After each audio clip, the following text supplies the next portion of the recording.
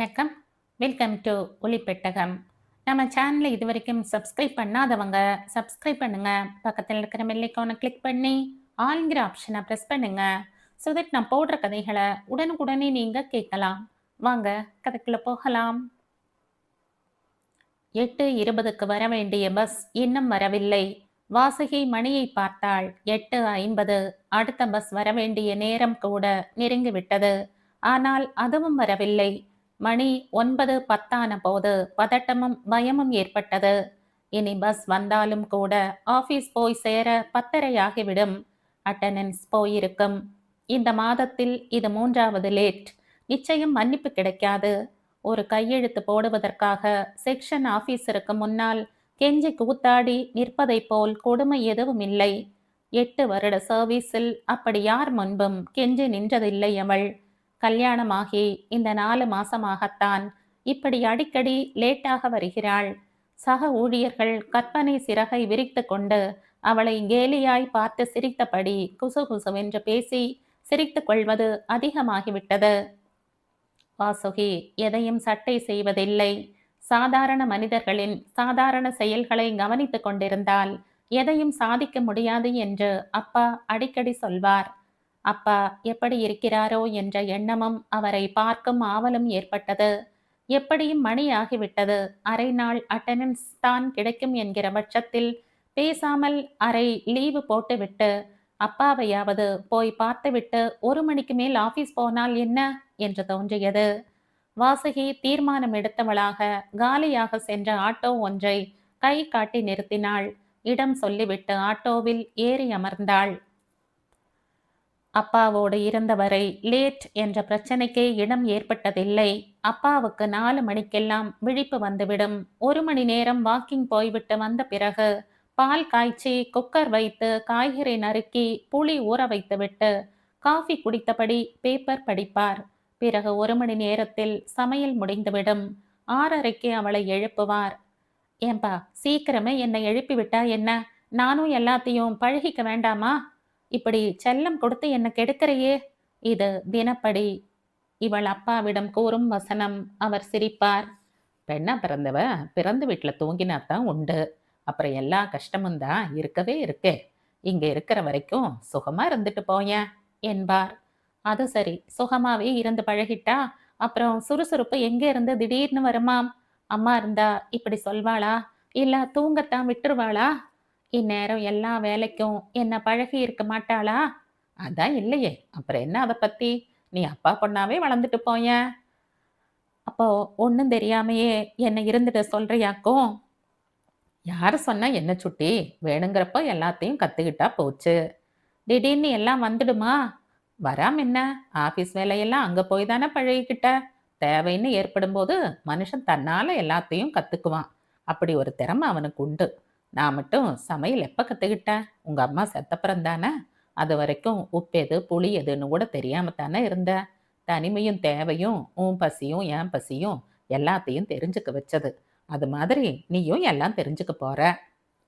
அப்பா சுலபமாக சொல்லிவிட்டாலும் வாசகையை பொறுத்தவரை அது அவ்வளவு சுலபமான விஷயமாக தெரியவில்லை. விஜயனை கல்யாணம் செய்து கொண்டு அப்பாவை விட்டு கிளம்பிய போது கண்ணை கட்டிக்கொண்டு நடப்பது போல் இருந்தது. முன்பின் அறியாத விஜயன் ஒரே நாளில் மிக நெருங்கிய உறவாகிவிட்டாலும் அவன் குணம் என்ன என்பது தெரியாததால் உள்ளுக்குள் குழப்பமாயிருந்தது. அப்பா அளவுக்கு அன்பானவனா, வாஞ்சையாய் இருப்பானா, புரிந்து கொள்வானா என்று தெரியவில்லை. மேலோட்டமாய் பார்த்தால் மெல்லிய புன்னகையோடு அமைதியானவனாக தெரிந்தாலும் உள்ளுக்குள் அழுத்தமானவன், பிடிவாதக்காரன் என்பது போக போகத்தான் தெரிந்தது. அதனால் பொல்லாதவன் என்று சொல்லிவிட முடியாது. பொதுவாக ஆண்கள் கல்யாணமானதும் மனைவி பக்கம் சாய்ந்து விடுவார்கள் என்று அவள் கேள்விப்பட்டிருக்கிறாள். ஆனால் விஜயன் சாயவில்லை. தன் அம்மா அப்பா சகோதரன் சகோதரி என்று தன் வீட்டினரிடம் அளவுக்கு மீறி சிநேகமும் மரியாதையும் கொண்டிருந்தான். அவர்களுக்கு பிறகுதான் மனைவி என்பதில் உறுதியாயிருந்தான். தனிமையில் அவளோடு அளந்துதான் பேசினான். அதற்காக அன்பை காட்டாமல் இல்லை. அவன் அணைப்பில் கதகதப்பிருந்த அளவுக்கு முரட்டுத்தனம் இல்லை என்பதும் புரிந்தது. மொத்தத்தில் 3 மாதமாகியும் கூட அவனை பற்றி முழுதாய் புரிந்து கொள்ள இயலாத அளவுக்கு புதிராகவே இருந்தான் அவன். வீட்டில் மற்றவர்களும் கூட அப்படித்தான் இருந்தார்கள். அவர்கள் ஒருவருக்கொருவர் மிகுந்த அந்யோன்யமாக இருந்தார்கள், ஒற்றுமையாக இருந்தார்கள், கலகலப்பாய் பேசிக் கொண்டார்கள். அந்த அளவுக்கு புதிதாய் அந்த வீட்டுக்குள் நுழைந்திருக்கும் இவளிடம் சட்டென்று யாரும் ஒட்டிக்கொண்டு பழகவில்லை என்பது வாசுகிக்கு புரிந்தது. உறுத்தலாகவும் இருந்தது. அதே நேரம் இவளை யாரும் குறை சொல்லவும் இல்லை என்பது நிஜம். அப்பாவை தவிர வேறு எந்த உறவும் அறியாத வாசுகிக்கு அந்த வீட்டின் உறவுகள் அதிகம்தான். இயல்பாகவே சற்று கூச்சமும் ஒதுக்க சுபாவமும் கொண்ட காரணத்தால் தானாக போய் வலிந்து பேசவும் தயக்கமாக இருந்ததால் நிறைய நேரம் தான் உண்டு தன் வேலை உண்டு என்று ஒதுங்கியே இருந்து விட்டாள். சமையலில் மாமியாருக்கு உதவும் போது கூட தேவையற்ற பேச்சுக்கள் இருக்காது. மொத்தத்தில் அவர்கள் அன்பாய் இல்லை என்றும் சொல்ல முடியாது, அன்பாய் இருக்கிறார்கள் என்றும் சொல்ல முடியாது. திருமணத்துக்கு பிறகு 2 முறை அப்பா அவளை பார்க்க வந்திருந்தார். அப்பாவை பார்த்ததும் புது சுவாசம் கிட்டினாற் போல ஒரு ஆஸ்வாசம் ஏற்பட்டது. அப்பா அதிக நேரம் இருக்கவில்லை. அவளிடம் அதிகம் பேசவும் இல்லை. விஜயனின் அப்பாவிடமும் சம்மந்தி அம்மாளிடமும் மட்டும் பேசிவிட்டு, வரட்டுமா தாயி என்று அவள் தலை தடவி விடை பெற்று கொண்டு கிளம்பிவிட்டார். வாசுகிக்கு அழுகை வந்தது. இங்கு வந்த நாளில் இருந்து அப்பா ஞாபகமாகவே இவள் இருக்கிறாள். ஆனால் அப்பாவோ அவளை பற்றிய நினைவே இல்லாதது போல மற்றவர்களிடம் பேசிவிட்டு போகிறார் என்பதை நினைத்து எரிச்சலும் கண்ணீரும் பொங்கியது. அன்றிரவு அப்பாவுக்கு போன் போட்டு இது பற்றி வாய்விட்டே புலம்பி விட்டாள். மறுமுனையில் அப்பா சிரித்தார். உன்கிட்ட ஒன்று கேட்கணுமே வாசுகி. என்னப்பா? உன் புருஷன்கிட்ட பேசும்போது நிமிஷத்துக்கு 100 முறை அப்பா அப்பான்னு என்னை பத்தியே பேசுறியாமே, அப்படியா? பின்ன எனக்கு உன்னை விட்டா பெருமை பேச வேற யார் இருக்கா? உன்னை பத்தி பேசாம வேற யாரை பத்தி பேசுறதாம்? தப்பு தாயி. இனி என்ன 2ஆம் பட்சமா நினைச்சுக்கணும் நீ. புருஷனை சந்தோஷப்படுத்தணும்னா அவன் வீட்டை பத்தி அவங்கிட்ட அக்கறையோட பேசு. அவங்களுக்கு முக்கியத்துவம் கொடு. என்னை பத்தி பேசுறத நிறுத்திடு. வாசுகியின் முகம் சுருங்கியது. அது எப்படிப்பா முடியும்? உன்னை நினைக்காம இருக்க முடியுமா என்னால? உன்னை பத்தி கவலைப்படாமத்தான் இருக்க முடியுமா? அவருக்கு எல்லா உறவும் இருக்கு. எனக்கு உன்னை விட்டா யாரு இருக்கா? அதுக்காக என்னை பத்தியே பேசிட்டு இருக்கணும்னு கட்டாயம் இல்லை. நீ அதே நேரம் அவங்க அன்பும் ஆசையும் எப்பவும் உனக்கு உண்டு. அதே நேரம் அவங்க அன்பும் கிடைக்கணும்னா நீ அங்க 2:30 கலந்துதான் ஆகணும். புரிஞ்சதா? அப்பா புத்திமதியோடு போனை வைத்து விட்டார். யார்கிட்ட பேசுற? பின்னால் விஜயனின் குரல் கேட்க வாசுகி போனை வைத்துவிட்டு திரும்பினாள். அப்பா கிட்டதான். அப்படி என்ன முக்கிய விஷயம்? அவர் வந்துட்டு போய் 1 மணி நேரம் கூட ஆகல. சும்மாதான். அவன் அவளை ஒரு மாதிரியாக பார்த்துவிட்டு எதுவும் பேசாமல் கட்டிலில் படுத்தான். திட்டவும் இல்லை, பாராட்டவும் இல்லை. எதற்கு பேசினாய், என்ன பேசினாய் என்ற கேள்வியும் இல்லை. வாசுகி அவள் அருகில் அமர்ந்தாள். உங்ககிட்ட ஒரு விஷயம் கேட்கலாமா? என்ன? உங்க அம்மாவை உங்களுக்கு ரொம்ப பிடிக்குமா, இல்ல அப்பாவை பிடிக்குமா? இது என்ன கேள்வி? அபத்தமா? 2 பேருமே எனக்கு உசத்திதான். அதே மாதிரி தான் எனக்கும். எனக்கு அம்மா இல்ல, அப்பா மட்டும்தான். அவர்தான் எனக்கும். எனக்கு எல்லா அம்மாவும் இருந்தார். திடீர்னு அவர் பிரிஞ்சு வந்துட்டது என்னமோ மாதிரி இருக்கு. வாரத்துக்கு ஒரு தரம் நாம 2 பேரும் எங்க வீட்டுக்கு போய் அவரை பார்த்துட்டு வந்தா அவருக்கும் சந்தோஷமா இருக்கும், எனக்கும் திருப்தியா இருக்கும். அவன் சற்று நேரம் அமைதியாக இருந்துவிட்டு சொன்னான். என்னால வர முடியாது. அம்மாட்ட கேட்டுட்டு நீ வேணா போயிட்டு வா. நீங்களும் வந்தா படுக்கலாமா? லைட் அணைச்சிட்டு வா. அவன் இதற்கு மேல் இது பற்றி பேச இஷ்டமில்லை என்பது போல தூங்க தயாரானான். வாசுகி உதட்டை கடித்து துக்கத்தை அடக்கி கொண்டாள். திருமணமான பெண் பிறந்த வீட்டு பாசத்தை முற்றிலும் விட்டுவிட வேண்டும் என்ற விதியை யார் எழுதினார்கள் என்று தெரியவில்லை. ஆணுக்கு எந்த கட்டுப்பாடும் இல்லை இந்த உலகில். எல்லா கட்டுப்பாடுகளும் பெண்ணுக்கு மட்டும்தான். அவளுக்கு ஆத்திரம் ஏற்பட்டாலும் வெளியில் காட்ட இயலவில்லை. ஏதோ இந்த வரை நீ போவதில் ஆட்சேபனை இல்லை என்றாவது சொன்னானே, அதுவரை சந்தோஷம். நீ போ என்று சொல்லிவிட்டானே தவிர அவளால் அவ்வளவு எளிதில் அப்பாவை பார்க்க புறப்பட்டு விட முடியவில்லை. அடுத்த வாரம் அவள் கிளம்பிய போது மாமியார் தலை சுற்றி கீழே விழ வீடு பதறிப்போய் பிரஷர் எகிரி இருப்பதாக டாக்டர் கூறினார். உடனடியாக அதை குறைக்க வேண்டுமெனில் அட்மிட் செய்து விடுவது நல்லது என்றார். அந்த கலைபரத்தில் அப்பாவை பார்க்க கிளம்பியவள் ஆஸ்பத்திரிக்கு போகும்படி ஆயிற்று. காலையில் சமையல், அதன் பிறகு ஆஸ்பத்திரியில் இருக்கும் மாமியாருக்கு உப்பு குறைவான சாப்பாடு கொடுத்துவிட்டு அங்கிருந்து பஸ் பிடித்து ஆபீஸ் வருவதற்கு லேட் ஆகிவிடும்.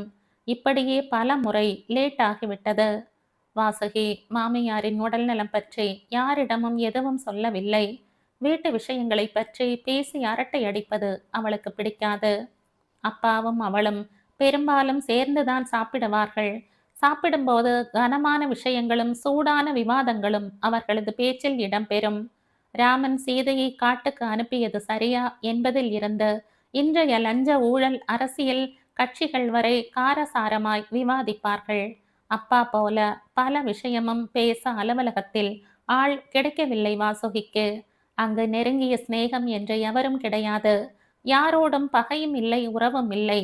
சாப்பிடும்போது ஏதாவது புத்தகம் படித்தபடி தனியாகத்தான் சாப்பிடுவாள். வேலைகள் சீக்கிரம் முடிந்து விட்டாலும் புத்தகம்தான் படிப்பாள். ஏமா தூங்கிட்டீங்களா? எந்த வீடுன்னு சொல்லுங்க. ஆட்டோக்காரரின் குரல் சிந்தனையை கலைக்க கண் திறந்தாள். அப்பா வீட்டுக்கு எதிரில் வண்டியை நிறுத்தி இறங்கி மீட்டர் பார்த்து பணம் கொடுத்தாள். கேட் திறந்து கொண்டு நடந்தாள். அப்பா ஆச்சரியப்பட்டு போவார். இவளை பார்த்ததும் முகம் மலர்ந்து போவார். அவர் கையால் சாப்பிட்டு எவ்வளவு நாளாயிற்று? இன்று ஒரு கை பார்த்து விட வேண்டும். வாசுகி அப்பாவை பார்க்க போகும் சந்தோஷத்தோடு உள்ளே செல்ல டாக்டர் ரவிச்சந்திரன் வெளியில் வந்து கொண்டிருந்தார். வாசுகியின் முகம் மாறியது. அப்பாக்கு என்ன டாக்டர்? பதறினாள். அத்தைக்கு எப்படி இருக்கு? நீங்க எப்ப வந்தீங்க? பார்மசியில் மருந்து வாங்கி கொண்டிருந்த விஜயனை பார்த்துவிட்டு அருகில் வந்து கேட்டாள். விஜயன் பதில் சொல்லவில்லை. மருந்துகளை வாங்கி கொண்டு அம்மா இருந்த ஸ்பெஷல் வார்டு நோக்கி நடந்தான்.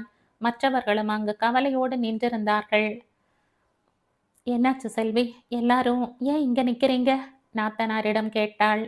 அம்மாவுக்கு மறுபடியும் ஜாஸ்தி ஆயிடுச்சு, நெஞ்சு வலிக்குதுன்னாங்க. ஆமா, நீங்க இன்னைக்கு ஆபீஸ் போகலையா?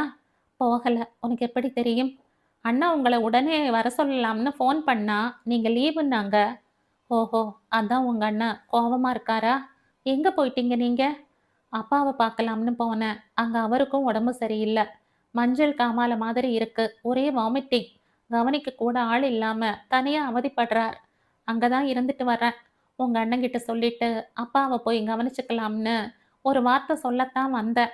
இங்க வந்து பார்த்தா அத்தைக்கு நெஞ்சு வலின்றீங்க. நான் என்ன செய்யட்டும் செல்வி? அண்ணாட்ட கேளுங்க. எனக்கு ஒன்றும் சொல்ல தெரியல. செல்வி அம்மாவை பார்க்க போக விஜயன் இறுக்கமான முகத்தோடு வெளியில் வந்தான்.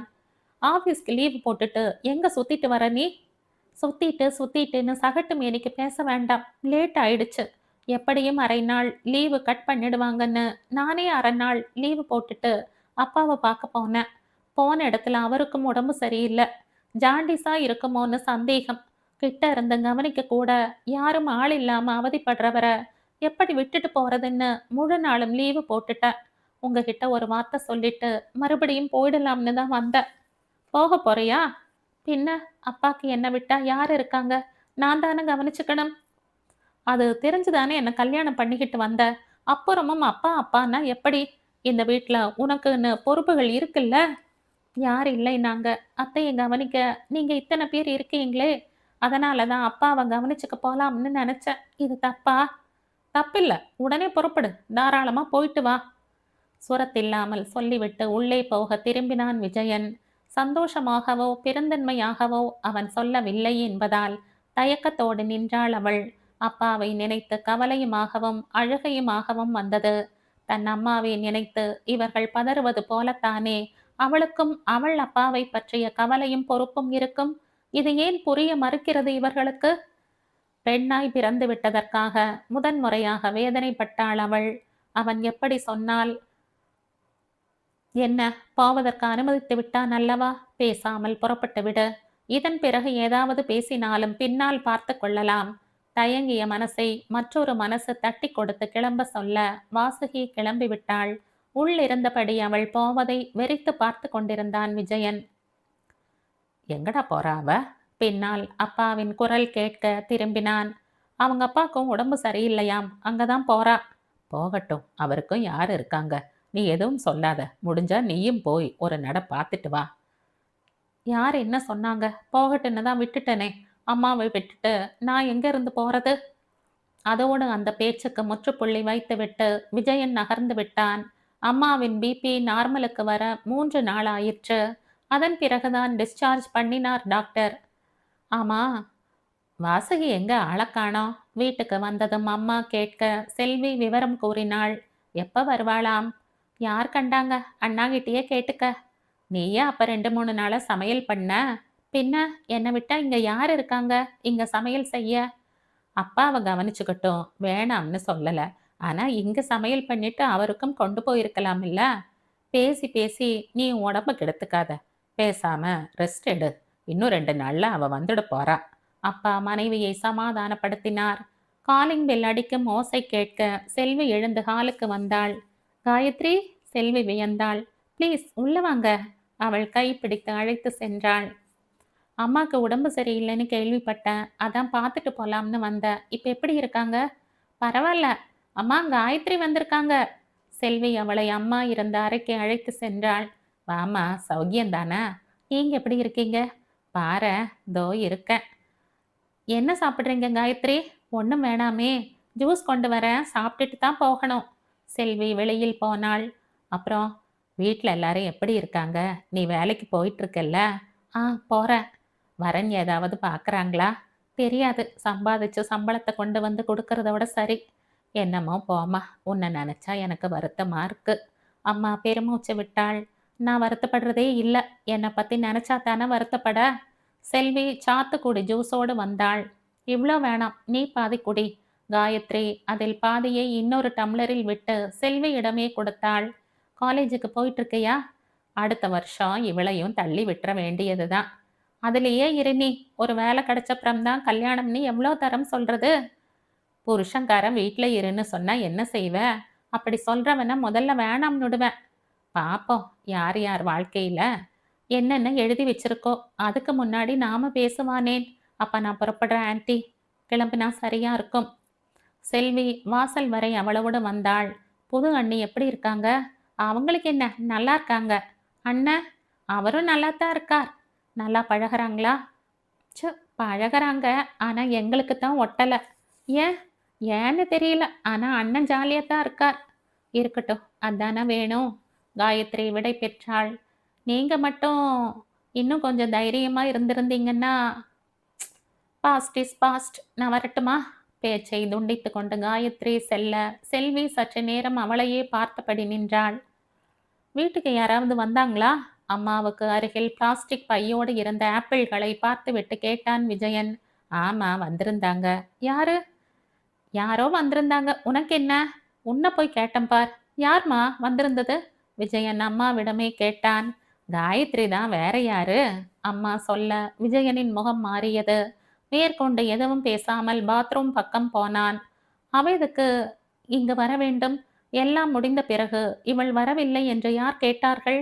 விஜயன் வெறுப்போடு உடை மாற்றிக்கொண்டு மீண்டும் வெளியில் கிளம்பினான். முக்கியமான வேலையா போறியா? அப்பா கேட்டார். ஏன்? முடிஞ்சா போய் உங்க மாமனாரை பார்த்துட்டு வரந்தானே. யாரும் போகலன்னா எதா நினச்சிக்குவாரு. அதான் பெண்ணை அனுப்பி வச்சிருக்கமே, பெருந்தன்மையா. அப்புறம் நினச்சிக்கிறதுக்கு என்ன இருக்கு? இதை பார் விஜயா, நீ போகலைன்னா நீ அவளோட நல்லபடியா குடித்தனம் நடத்தலையோங்கிற சந்தேகம் அனாவசியமா அவருக்கு ஏற்படும்.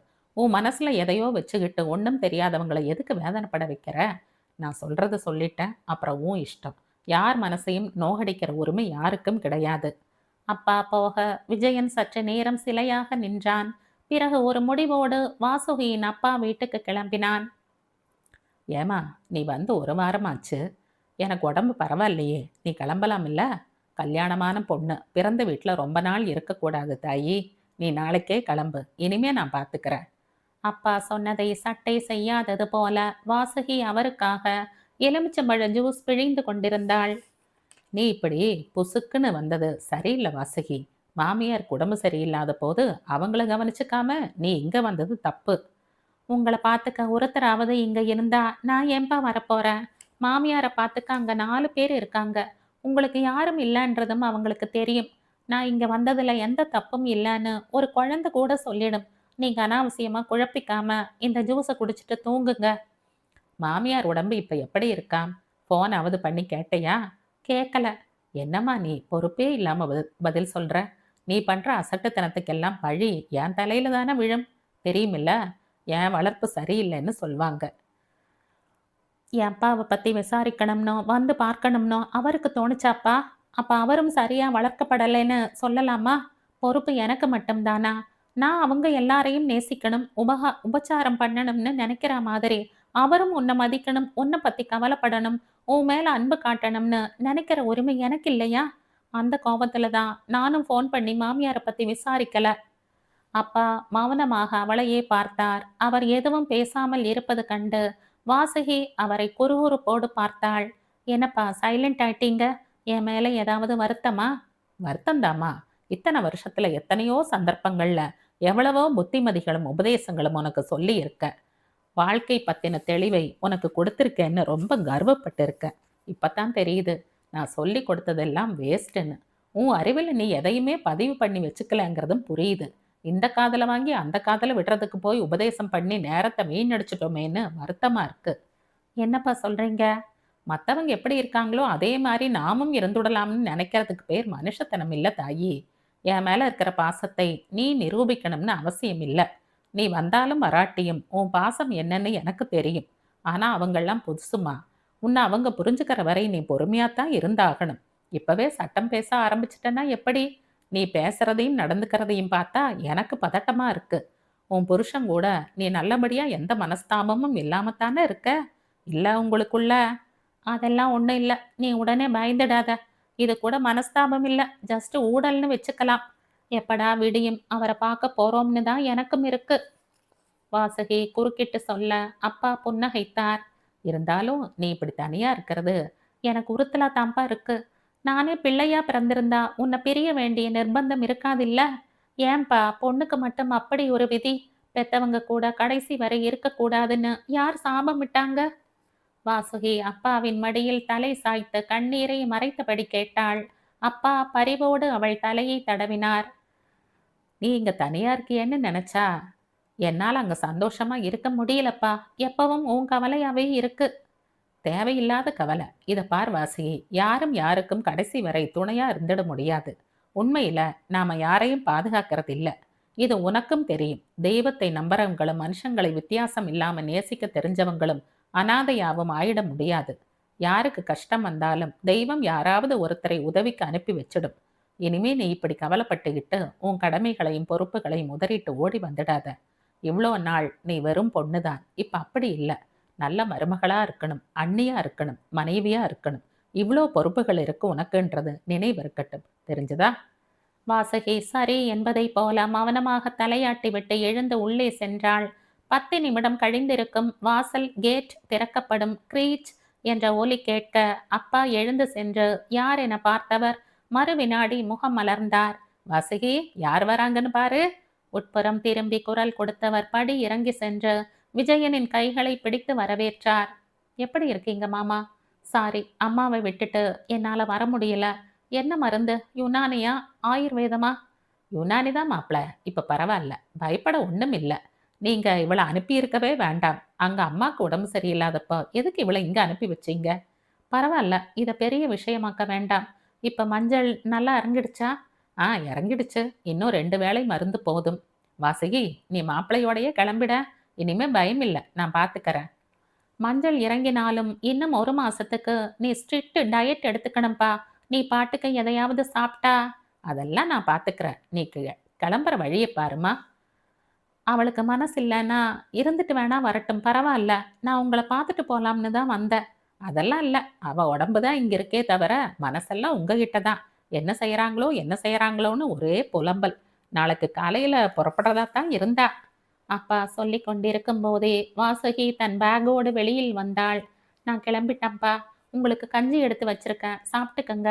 உடம்ப கவனிச்சுக்கங்க. ஏதாவது வந்தா கிட்ட இருந்து செய்யக்கூட ஆள் இல்லைன்றத மறந்துடாதீங்க. நாம போலாமா? ஏமா, அவருக்கு குடிக்க கூட எதுவும் கொடுக்காம பொசுக்குன்னு கிளம்பினா எப்படி? போற வழியில பாத்துக்கிறோம்ப்பா. வாசுகி போகலாம் என்பது போல விஜயனை பார்த்து தலையாட்டினாள்.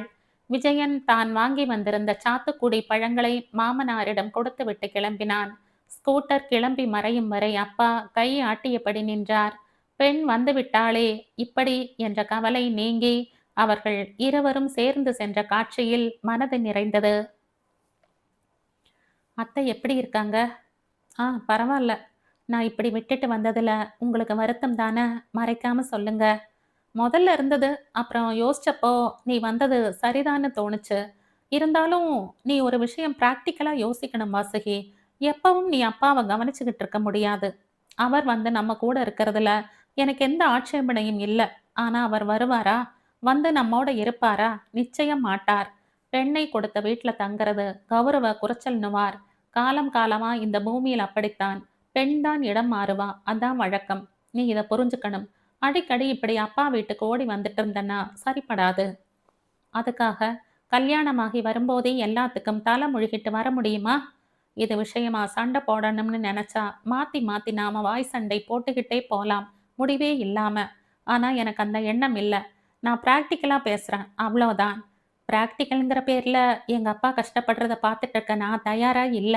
அப்ப ஒண்ணு செய். உன்னை மறுபடியும் உங்க அப்பா வீட்லயே விட்டுடுறேன். உங்க அப்பாவ அவர் ஆயுள் காலம் முழுவதும் பார்த்துக்கிட்டு அவர் நல்லபடியா போய் சேர்ந்துக்கப்புறம் வந்து சேரு. போதும். தாராளமா போயிடுவேன். ஆனா எங்க அப்பாவே அத விரும்ப மாட்டார். அவர் பிராக்டிகலா இருக்கார். அத பார்த்தாவது நீ தெரிஞ்சுக்கணும். என்னால இந்த உலகத்தையும் முக்கியமா ஆண்களை எல்லாம் புரிஞ்சுக்க முடியல. ரொம்ப உயரத்துல நின்னா எதுவும் தெளிவா தெரியாது. தனிமைங்கிறது யாருக்கு வேணா, எப்ப வேணா ஏற்படலாம். பொறந்த குழந்தை கூட தாய் தந்தையை இழந்துட்டு அனாதையாகும். அதுக்காக அதனோட ஆயுள் முடிஞ்சுடுதா என்ன? அதுக்கும் எப்படியாவது படி அளக்கும் தெய்வம். அதே மாதிரி உங்க அப்பா தனிமையில தான் வாழணும்னு தெரிஞ்சு தானே எனக்கு கழுத்த நீட்டுன. அதுக்கப்புறம் உனக்கு எதுக்கு அந்த கவலை? ஒருவேளை உங்க அம்மாவோடயே நீயும் செத்திருந்தாலும், ஆயுசு உள்ளவரை உங்க அப்பா வாழ்ந்து தானே ஆகணும். ஸோ, ஒண்ணு புரிஞ்சுக்க. இங்க யாருக்கும் துணை இல்ல. துணையா இருக்கோம்னு நினைக்கிறது நம்ம அறியாமை. அழகான உபதேசம். இது உங்களுக்கும் பொருந்தும் தானே? எல்லாருக்கும் பொருந்தும். அப்போ ஒண்ணு செய்யுங்க. நானும் அப்பாவ மறந்துடுறேன். நீங்களும் உங்க வீட்ட மறந்துடுங்க. நாம தனியா போய் எல்லாத்தையும் மறந்துட்டு, புது வாழ்க்கை வாழ்வோம். படி அளக்க தெய்வம் இருக்கும்போது நமக்கு என்ன கவலை? அவள் எகத்தாளமாக கேட்க, விஜயன் சடன் பிரேக் போட்டு வண்டியை நிறுத்தினான்.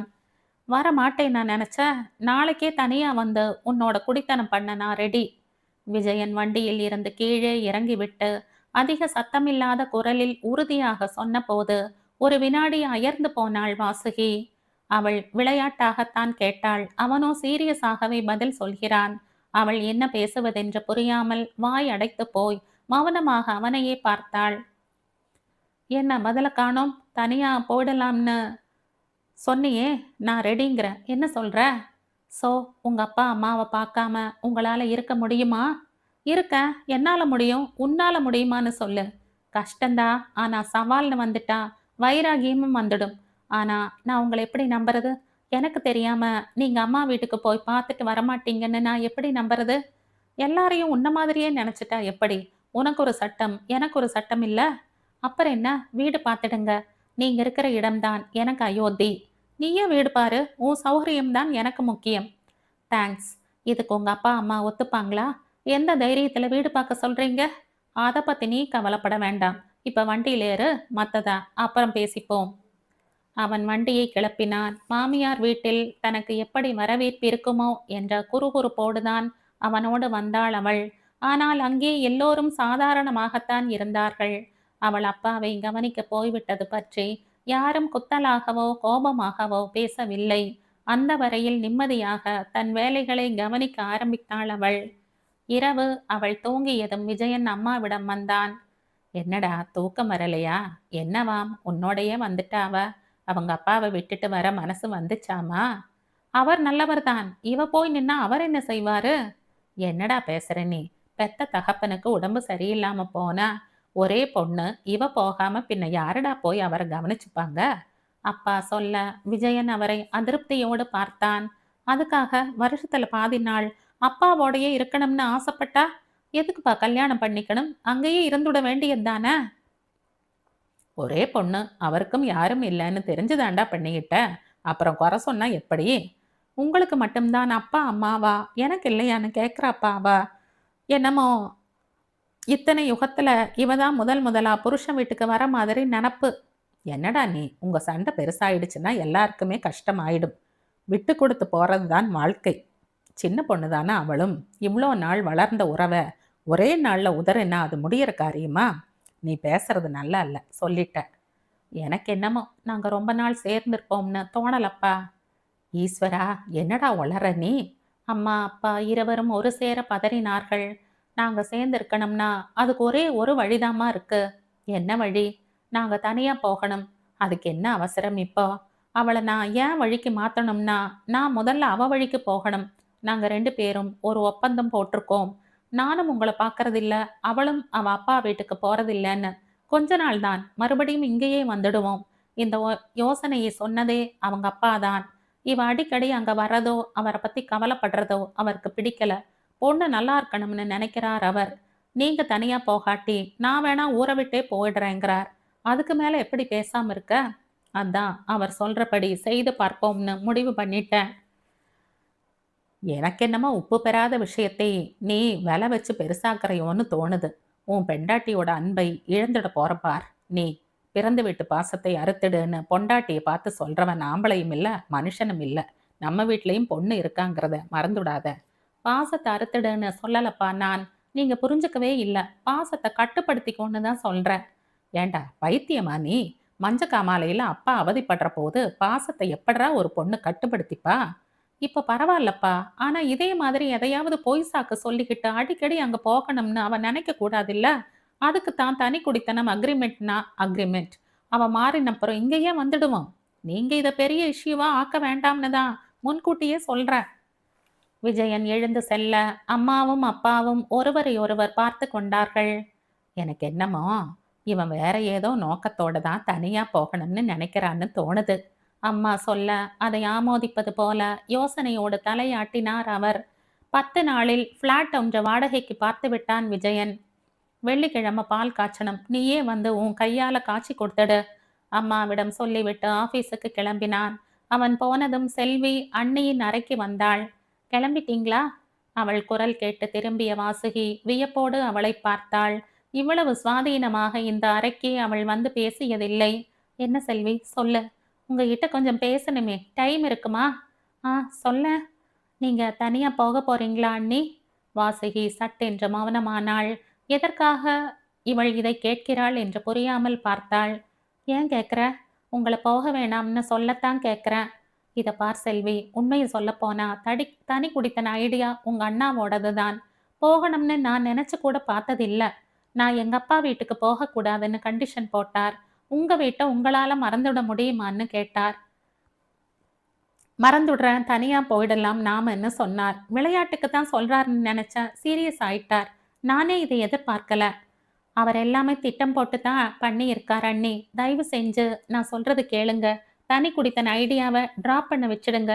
இது உங்களுக்கு தான் நல்லது. எனக்கு ஒன்றும் புரியலையே செல்வி. புரியும்படியாவே சொல்லிடுறேன். அண்ணா உங்களை விரும்பி கல்யாணம் செய்துக்கல. வாசுகி திகைப்போடு அவளை பார்த்தாள். அண்ணன் விரும்பினது வேற ஒரு பொண்ண, காயத்ரின்னு பேரு, ஐயர் பொண்ணு.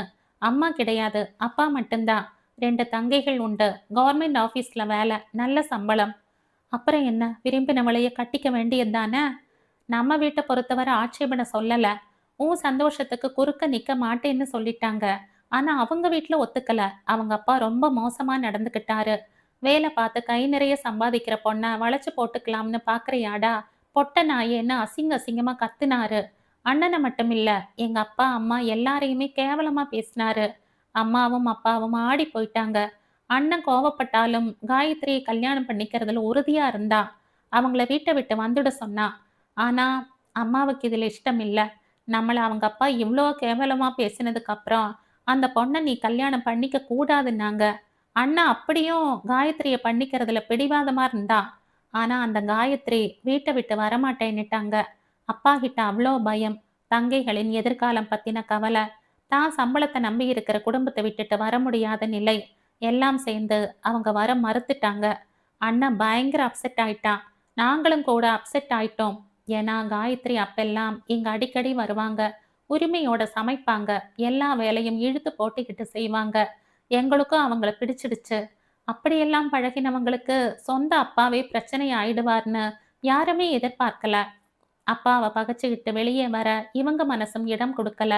இந்த நிலையில தான் அண்ணனுக்கு ஆத்திரம் வந்துடுச்சு. வரமாட்டேன்னு சொன்ன காயத்ரி மேல கோபம். அவங்க மனசை நோகடிக்கணுங்கிற வெறியில தான் உங்களை கல்யாணம் பண்ணிக்க சம்மதிச்சா.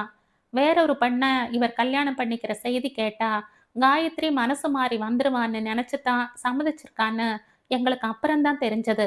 அப்பவும் கூட காயத்ரி மனசு மாறல. ஒரு வெட்டிங் கிரீட்டிங்கும், பிரசன்டும் வாங்கி கொடுத்து வாழ்த்து சொல்லிட்டு போயிட்டாங்க. அண்ணனோட கோபம் பல மடங்கு ஆயிடுச்சு.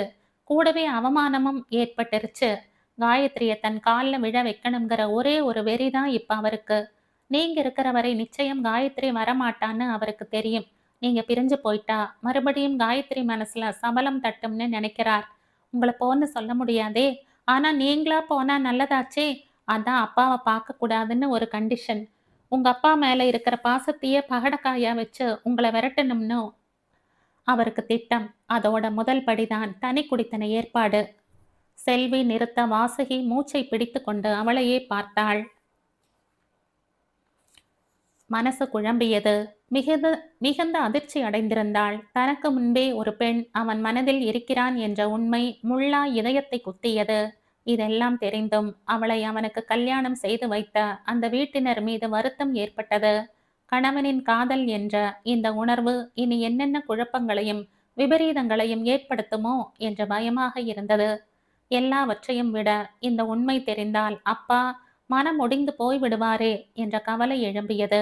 எதுவும் புரியாமல் செல்வியை மௌனமாய் பார்த்தபடி நின்றாள் அவள். இதெல்லாம் இப்ப சொல்றதுக்கு என்ன காரணம் செல்வி? சற்று நேரம் கழித்து கேட்டாள். நம்ம குடும்பத்தோட சந்தோஷமும் நிம்மதியும் கெட்டு போயிடக்கூடாதுங்கிற அக்கறை. தவிர அண்ணா காயத்ரி லவ் பண்ணி இருக்கலாம். காயத்ரி நல்லவங்களாவும் இருக்கலாம்.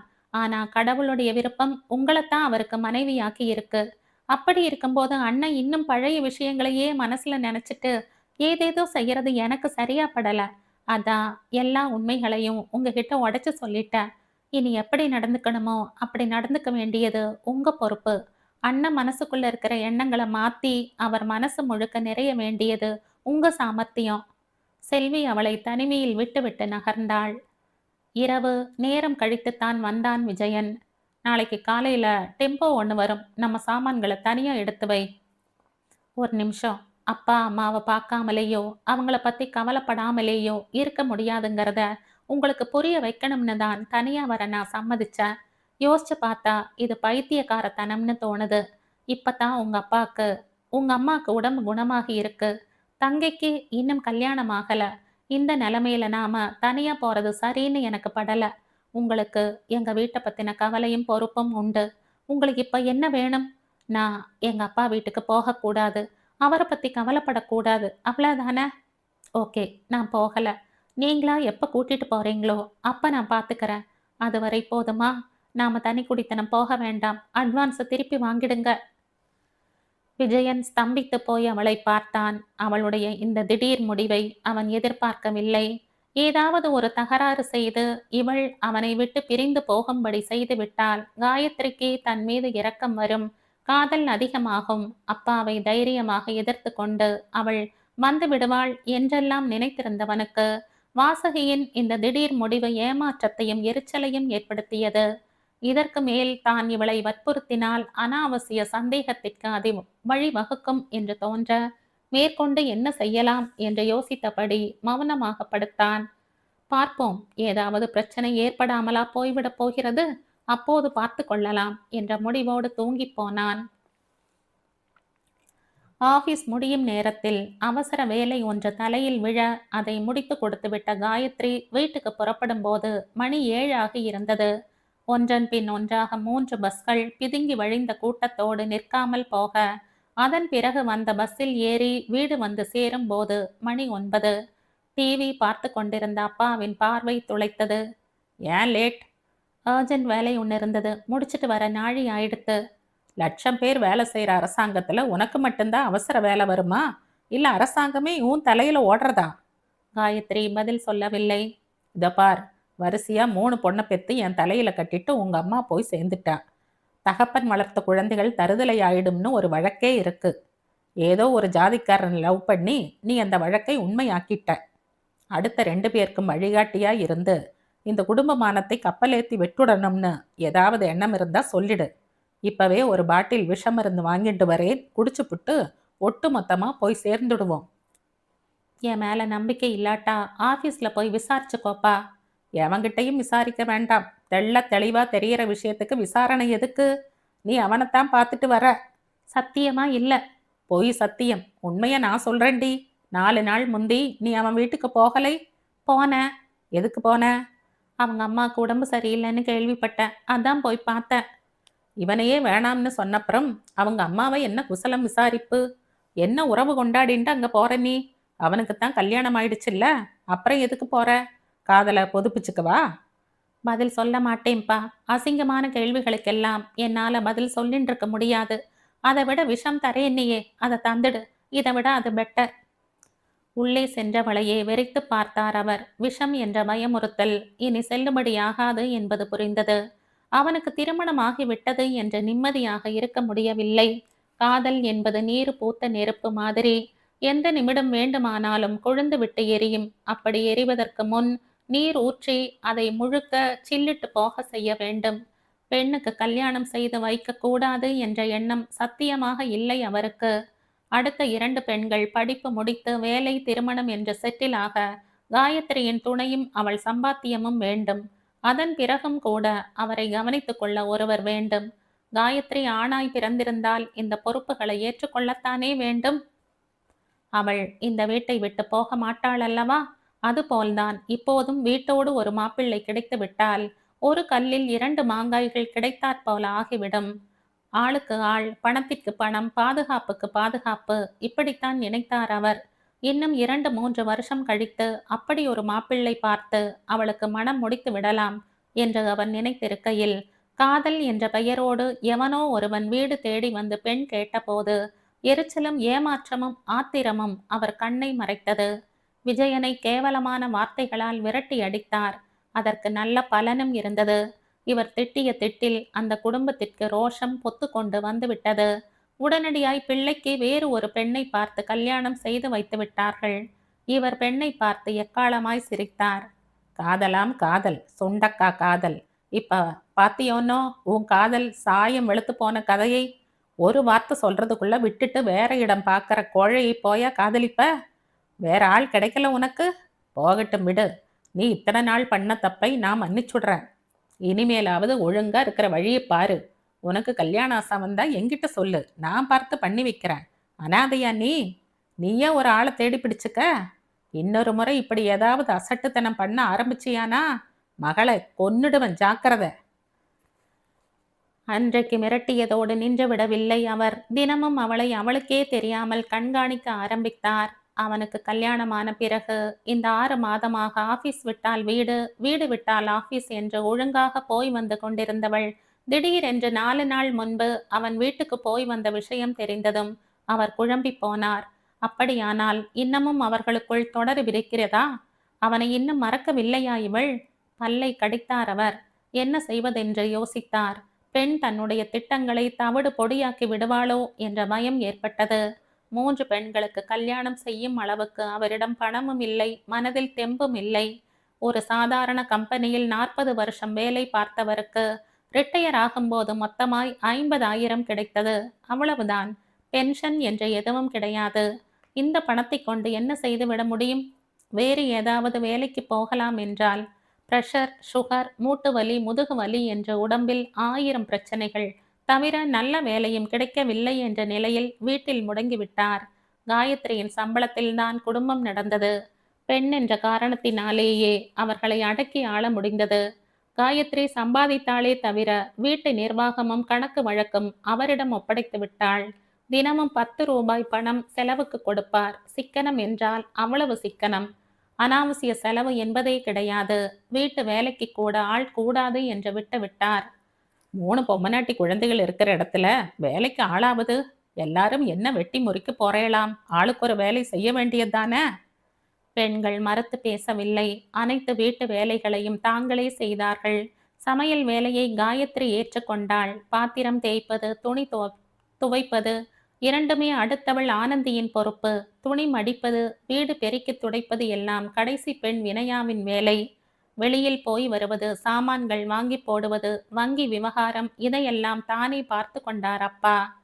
காயத்ரியின் சம்பளத்தில் 1/3 ஒரு பங்கு கட்டாய சேமிப்பாயிற்று. கணக்கு என்றால் கணக்குதான். பாதி நாள் பருப்பில்லா குழம்புதான். எது சீசனோ கம்மி விலையோ அந்த காய்தான் வாங்குவார். பிடித்தாலும் பிடிக்காவிட்டாலும் அதைத்தான் சாப்பிட்டாக வேண்டும். வாயை கட்டி இழுத்து பிடிச்சாத்தானே உங்களுக்கு ஒரு வழி பண்ண முடியும் என்பார். சும்மா சொல்லக்கூடாது. பணத்தை மிச்சம் பண்ண அவரும் படாத பாடுதான் பட்டார். கியூவில் நின்ற ரேஷனில் சாமான்கள் வாங்க அலுத்து கொண்டதே இல்லை. எந்த கடையில் எந்த சாமான் எட்டனா குறைவாக கிடைக்கும் என்று 7-8 கடைகளில் விசாரித்து விட்டுத்தான் எல்லா சாமானும் வாங்குவார். வீட்டில் அனாவசியமாய் மின் விளக்குகள் எரியக்கூடாது. சினிமா, பீச் என்று எந்த பொழுதுபோக்கும் கிடையாது. டிவியில் கூட வாரத்தில் ஒரே ஒரு நாள் சினிமா பார்க்கலாம். வருடத்திற்கு 2 முறை 2 செட் ட்ரெஸ். அப்பாவின் கட்டுப்பாடும் சிக்கனமும் பெண்களுக்கு பழகிவிட்டது. தங்கள் எதிர்கால நலன் கருதித்தான் அவர் இந்த கட்டுப்பாடுகளை விதிக்கிறார் என்று புரிந்து கொண்டிருந்ததால் பொறுத்து கொண்டார்கள். பணம் சேர சேர விலைக்கு வரும் பழைய நகைகளை கூலி சேதாரமின்றி கிராமுக்கு 50 ரூபாய் விலையும் குறைவாய் வாங்கி வைத்தார். இன்னும் 4 வருஷம் 3 பெண்களுக்கும் கல்யாணம் செய்யும் அளவுக்கு ஓரளவு பணம் சேர்ந்துவிடும். வரிசையாய் ஒவ்வொருவருக்காய் சக்திக்கேற்ற ஒரு வரன் பார்த்து முடித்து விடலாம். காயத்ரியும் அவள் புருஷனும் கடைசி வரை இதே வீட்டில் இருந்து தன்னை பார்த்து கொள்வார்கள். இதுதான் அப்பாவின் எண்ணம். இது நடந்து முடியும் வரையில் காயத்ரி ஒழுங்காய் இருக்க வேண்டும். அதனால் தான் அவளிடம் கடுமையாய் நடந்து கொள்கிறார். தகப்பன் இந்த அளவுக்கு அக்கறையோடும் கவலையோடும் இருக்கும்போது எதற்கு காதல் கெய்தல் என்று வேண்டாத வேலையெல்லாம்? அவர் பெருமூச்சு விட்டார். வீடு நிசப்தமாயிருந்தது. அப்பாவின் கோபத்தால் ஒருவருக்கும் சாப்பாடு பிடிக்கவில்லை. சாதத்தில் நீர் ஊற்றிவிட்டு படுக்கப் போனாள் காயத்ரி. மேடம், உங்களுக்கு ஃபோன். செக்ஷன் உதவியாளர் ஃபோனை கொடுக்க வாசுகி பேனாவை கீழே வைத்துவிட்டு ரிசீவரை வாங்கி காதில் வைத்து கொண்டாள். யாரு? வாசுகியாம்மா, நான் தான் உங்க அப்பா வீட்டுக்கு பக்கத்து வீட்டு லோகநாதன் பேசுறேம்மா. சொல்லுங்க சார், அப்பா எப்படி இருக்காரு? அதுக்காகத்தாம்மா ஃபோன் பண்ணேன். என்னாச்சு சார்? அவருக்கு என்ன?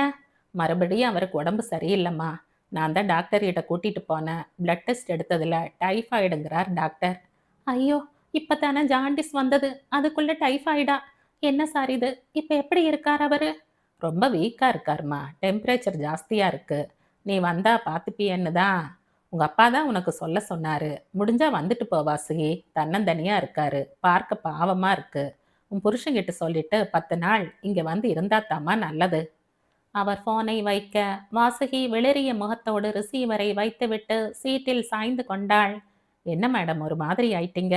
ஏதாவது பிரச்சனையா? ச்சே, ஒன்றுமில்லை. நான் போய் ஒரு காஃபி சாப்பிட்டுட்டு வரேன். தலை வலிக்கிற மாதிரி இருக்கு. வாசுகி எழுந்து தன் பர்ஸை எடுத்துக்கொண்டு கீழே வந்து கேம்பஸில் இருந்து டீ கடை நோக்கி நடந்தாள். அழுவதற்கு ஒரு இடம் கிடைத்தால் தேவலை போல் இருந்தது. அம்மா ஏன் தன் ஒருத்தியை மட்டும் பெற்றுவிட்டு போனாள் என்றிருந்தது. அப்பாவுக்கு துணையாய் இன்னொரு ஜீவன் அந்த வீட்டில் இருந்தால் இப்படி கவலைப்பட வேண்டி வருமா? இப்போது என்ன செய்ய போகிறேன் நான்?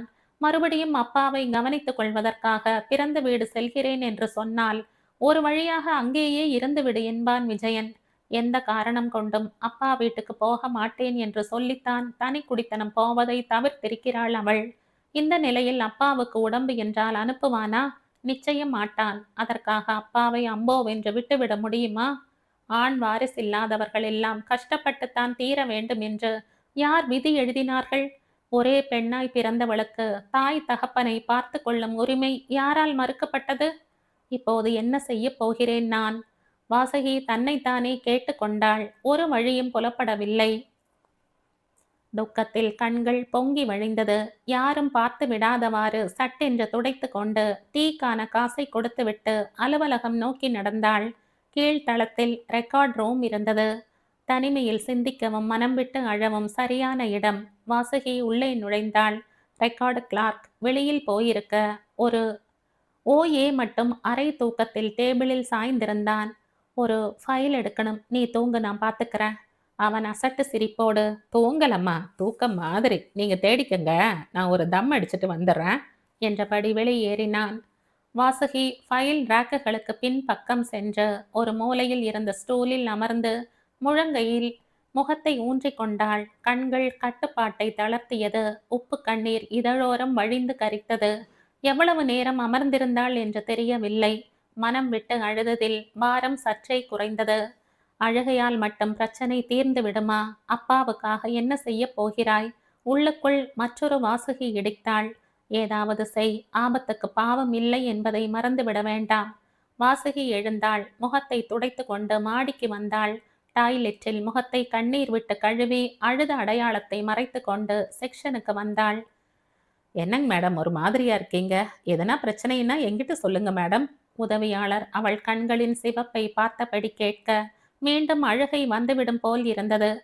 ஒண்ணுமில்ல மோகன், அப்பாவுக்கு டைஃபாய்டுன்னு தகவல் வந்தது. அடடே, உடனே லீவ் போட்டுட்டு போய் கிட்ட இருந்து கவனிச்சுக்க வேண்டியதானே மேடம்? அதுவும் முடியல. வீட்ல மாமியாருக்கு உடம்பு சரியில்லை. ஒரே அடியா அப்பா வீட்ல தங்குறதும் கஷ்டம். ஒன்றும் புரியல. ஒரே அடியா ஏன் தங்குறீங்க? டெய்லி ஆஃபீஸ் வரீங்கல்ல, அதுக்கு பதிலா அப்பா வீட்டுக்கு போயிடுங்க. சாயங்காலம் அங்கேருந்து கிளம்பி வீட்டுக்கு போயிடுங்க. அப்பாவையும் கவனிச்ச மாதிரியாகவும் புகுந்த வீட்லேயும் பிரச்சனை இருக்காது. நல்ல யோசனை தான். ஆனா புருஷன் பெண்டாட்டிக்கு இடையில இருக்கும் பிரச்சனையை எப்படி இவனிடம் சொல்ல முடியும்? எனவே எந்த பதிலும் சொல்லாமல் அமர்ந்திருந்தாள். ஏன் மேடம், புருஷன் இதுக்கு ஒத்துக்க மாட்டாரா? அதான் பயமா? ஆ, அதுவும் தான். வேற வழி இல்லை மேடம். ஒத்துக்க மாட்டேன்னு அவர் சொன்னா அது நல்லவங்க பேசுற பேச்சு இல்லை மேடம். அந்த மாதிரி நேரத்தில் அவங்கள ஏமாத்துறது பாவமும் இல்லை. ஒரு வாரம் எம்சி போடுங்க மேடம்.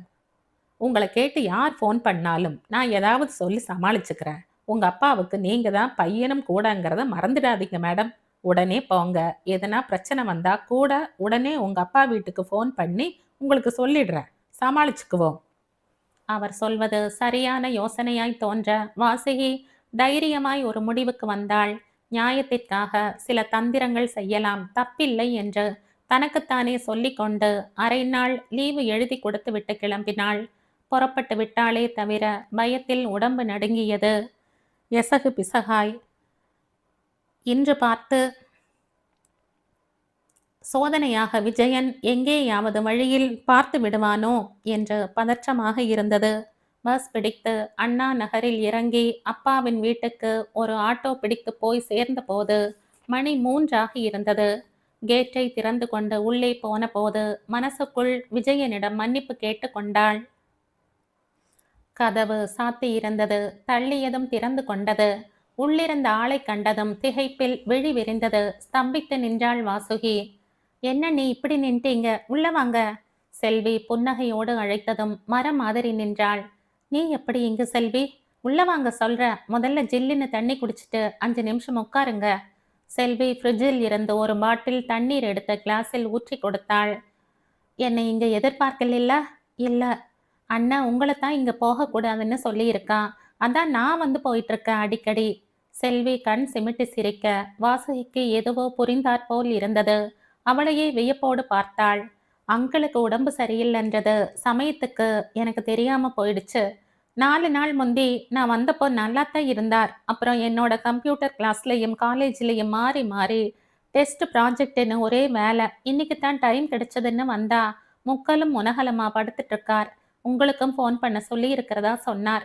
நான் பார்த்துக்கிறேன், நீங்க வர வேண்டாம்னு சொல்றதுக்காக நான் இன்னொரு முறை ஃபோன் பண்றதுக்குள்ள நீங்க ஆஃபீஸ் வேலையா எங்கேயோ போயிட்டதா உங்க அசிஸ்டன்ட் சொன்னார். எனக்கு தெரியும் நீங்க இங்கே தான் வருவீங்கன்னு. செல்வி நிறுத்த வாசுகியின் கண்கள் உடைந்தது. என்ன பேசுவதென்று புரியாமல் செல்வியின் கையை பற்றி கொண்டு அழுதாள். என்ன நீ இது? கண்ணீரை துடைங்க. நீங்க ரொம்ப நேரம் இங்க இருக்கிறது நல்லதில்ல. அப்பாவை பார்த்துட்டு உடனே கிளம்புங்க. அப்பாவை பத்தி நீங்க கவலைப்படவும் வேணாம். நான் தினமும் வந்து அவரை நல்லபடியா கவனிச்சுக்கிறேன், சரியா? செல்வி, நான் நோ தேங்க்ஸ் அண்ணே. உங்க அப்பா எனக்கும் அப்பா மாதிரி தான். சீக்கிரம் கிளம்புங்க. அண்ணனுக்கு சந்தேகம் ஏற்பட்டா அனாவசிய பிரச்சனை வரும். செல்வி அவளை துரிதப்படுத்தினாள்.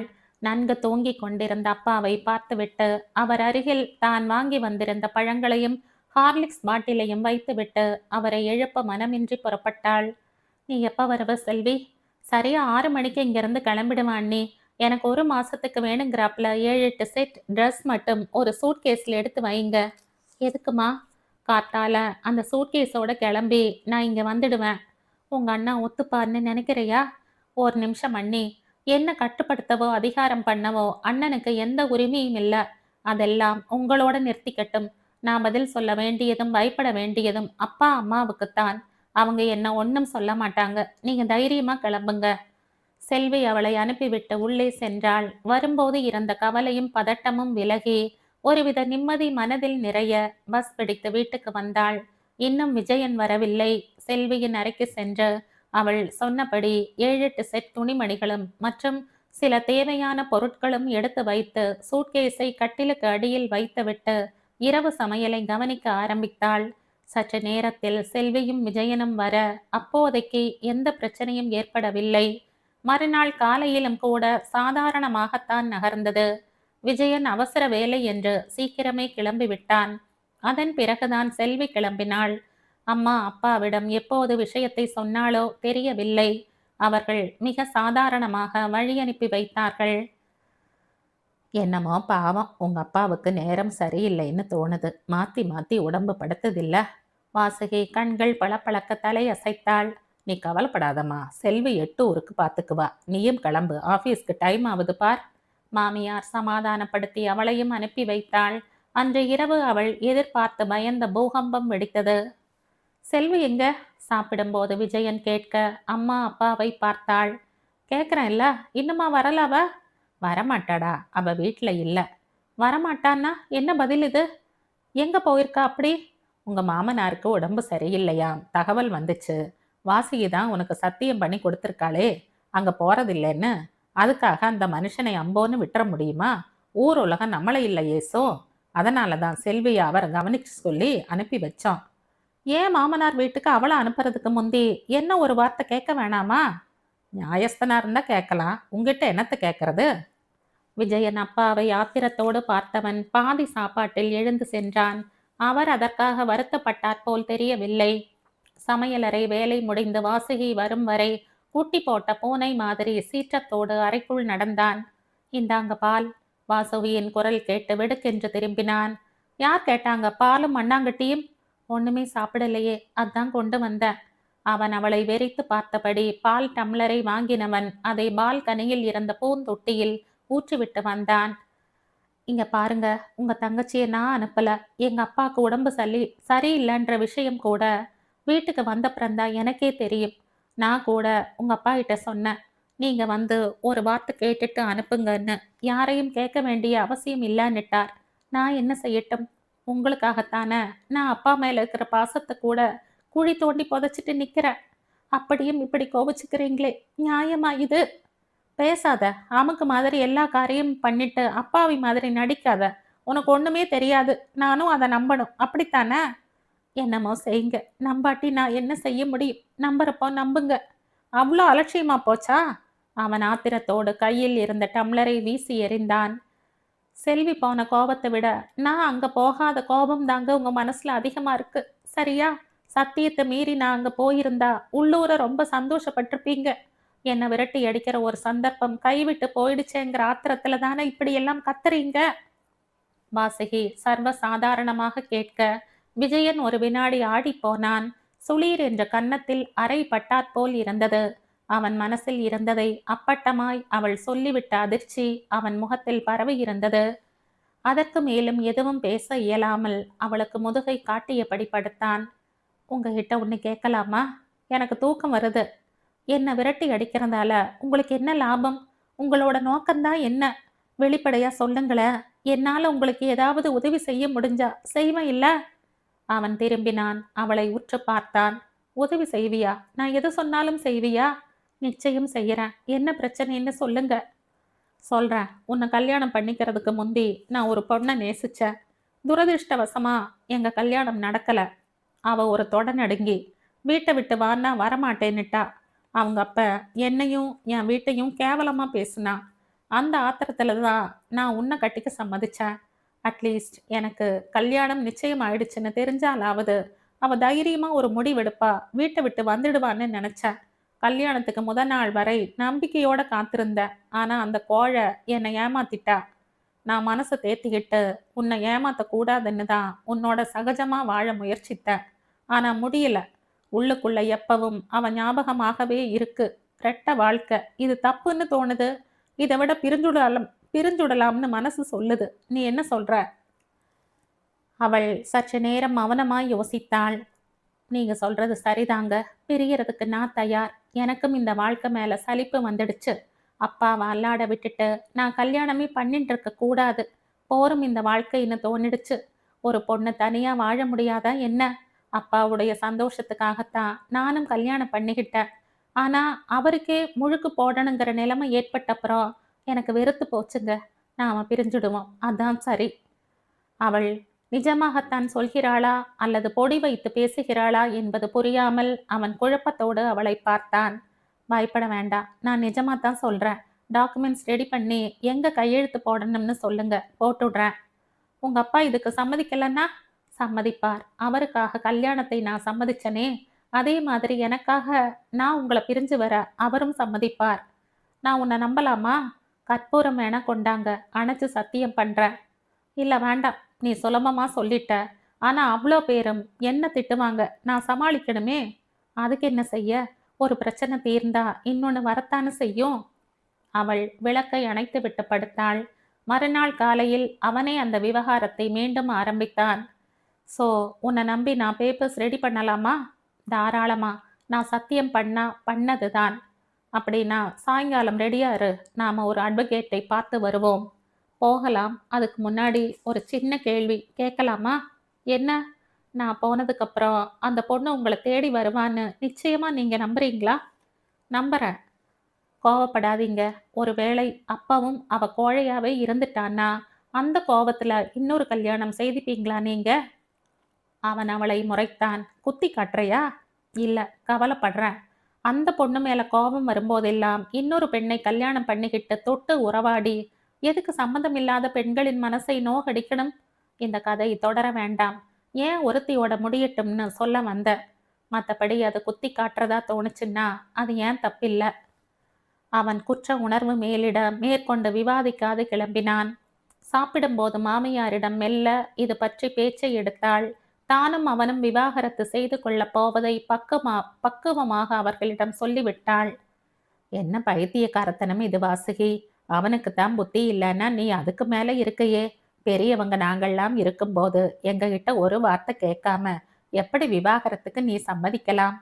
சாரி அத்தை, யாரோ ஒரு பொண்ணோட மனசுக்குள்ள குடித்தனம் பண்ணிக்கிட்டு இருக்கிற உங்க பிள்ளையோட என்னால உடம்பால வாழ முடியல, அதான் சம்மதிச்சிட்டேன். எங்களை ஒரு வார்த்தை கேட்க வேண்டாமா? தேவையில்ல அத்தை. உங்க பிள்ளை ஏற்கனவே ஒரு பெண்ணை காதலிக்கிற விஷயத்த சொல்லி கல்யாணம் பண்ணிக்க உனக்கு சம்மதம் தானான்னு நீங்க அப்ப என்கிட்ட கேட்கலையே. எல்லா பிரச்சனையும் மூடி மறைச்சு என் வாழ்க்கையையே பிரச்சனையாக்கின அப்புறம் அதுல இருந்து மீண்டு வர ஒரு முடிவெடுக்க நான் செய்யறேன். இதுல எனக்கு எந்த கில்ட்டி கான்சியஸும் இல்லை. இதனால நான் உங்களை அவமானப்படுத்துறேனோ மதிக்கலேனோ நினைச்சுட வேண்டாம். அதுக்கு இல்லம்மா, இதனால உங்க அப்பா எவ்வளோ வருத்தப்படுவார்னு உனக்கு தெரியாதா? அவருக்கு நீ ஒரே பொண்ணு. நீ தான் அவருக்கு எல்லாமே. அப்படி இருக்க இதனால உன் வாழ்க்கை பாழாயிடுச்சேன்னு அவர் அதிர்ச்சி அடைய மாட்டாரா? அப்பாவை நான் கன்வின்ஸ் பண்ணிக்கிற அத்தை. இருந்தாலும் நீ கொஞ்சம் யோசிக்கிறது நல்லது வாசுகி. நாங்க பண்ணது தப்புன்னாலும் கல்யாணங்கிற பந்தத்தினால எல்லாம் சரியா போயிடும்னு நினைச்சோம். எவ்வளோ பேர் சரியாகியும் இருக்கா. அந்த மாதிரி இவனும் குழந்தை குட்டி குடும்பம்னு ஆயிட்டா பழச மறந்துடுவான்னு நினைச்சோம். பரவாயில்லம்மா, நான் உங்களை மனசு நோகடிக்கணும்னு நினைச்சு சொல்லல. 2 பேரும் கசப்போட வாழறதை விட யாராவது ஒருத்தராவது சந்தோஷமா வாழறது பெட்டர் இல்லையா? காயத்ரி தன்னை தேடி வருவாங்கிற நம்பிக்கை அவருக்கு இருக்கு. அதை கெடுப்பானேன்? அவர் ஆசைக்கு குறுக்கே நிப்பானேன்? ஓகே, ஆல் தி பெஸ்ட்னு சொல்லிட்டு தள்ளி போறது நாகரிகம்னு தோணித்து. அதான் பிரியறதுக்கு சம்மதிச்ச. மாமியார் பெருமூச்சு விட்டாள். மனசு சொல்ல தெரியாமல் சங்கடப்பட்டது. குற்றம் தங்கள் மீதும் இருப்பதால் நடப்பதை மௌனமாய் பார்ப்பதை தவிர வேறு வழி இல்லை என்பது புரிந்தது. சொன்னபடி அன்று மாலை அவள் அலுவலகத்திற்கே வந்து அவளை வக்கீல் வீட்டுக்கு அழைத்து சென்றான் விஜயன். இவர்களது கேஸை கேட்டு வக்கீல் சில நிமிட நேரம் யோசித்தார். வருத்தம் பரவியது அவர் முகத்தில். திருமண வாழ்க்கையால் மிகவும் பாதிக்கப்படும் பெண்ணோ ஆணோ அவர்களுக்கு விடுதலை கிடைக்கணுங்கிற நோக்கத்துல தான் விவாகரத்துங்கிற ஒரு விஷயம் வந்தது. ஆனா இப்பெல்லாம் அல்ப விஷயத்துக்கெல்லாம் உங்களை மாதிரி படிச்சவங்க கூட டைவர்ஸ் கேஸ் ஃபைல் பண்றதை பார்க்கும்போது சந்தோஷப்பட முடியல. நல்லா யோசிச்சுதான் 2 பேரும் இந்த முடிவுக்கு வந்தீங்களா? Yes sir. இதை பத்தி நீங்க வருத்தப்பட தேவையில்லை. உங்க வேலை எதுவோ அதை செய்யுங்க. எனக்கு என்ன, நான் செய்யறேன். இருந்தாலும் டைவர்ஸ்க்கு முந்தி 1 வருஷம் நீங்க தனித்தனியா இருக்க வேண்டி வரும். 1 வருஷம் கழிச்சும் உங்க முடிவில் நீங்க உறுதியா இருந்தா தான் டைவர்ஸ் கிடைக்கும். இந்த ப்ரொசீஜர் உங்களுக்கு தெரியுமில்ல? தெரியும். சரி, நான் கேஸ் ஃபைல் பண்ணிடுறேன். அடுத்த வாரம் வந்து பாருங்க. அவர்கள் அங்கிருந்து கிளம்பினார்கள். இனிமே நான் எங்க வீட்டுக்கு போறதுக்கு எந்த தடையும் இல்லையே. பிரிவுங்கிற விஷயத்த நான் நாம இப்பல இருந்தே ஆரம்பிச்சிடுவோம். அட்லீஸ்ட் அப்பாவ கவனிக்கிற திருப்தியாவது எனக்கு கிடைக்கும். அவன் சங்கடம் படிந்த முகத்தோடு அவளை பார்த்தான். சாரி வாசுகி, நான் கெட்டவன் இல்ல. என்ன தப்பா நினைச்சிடாத.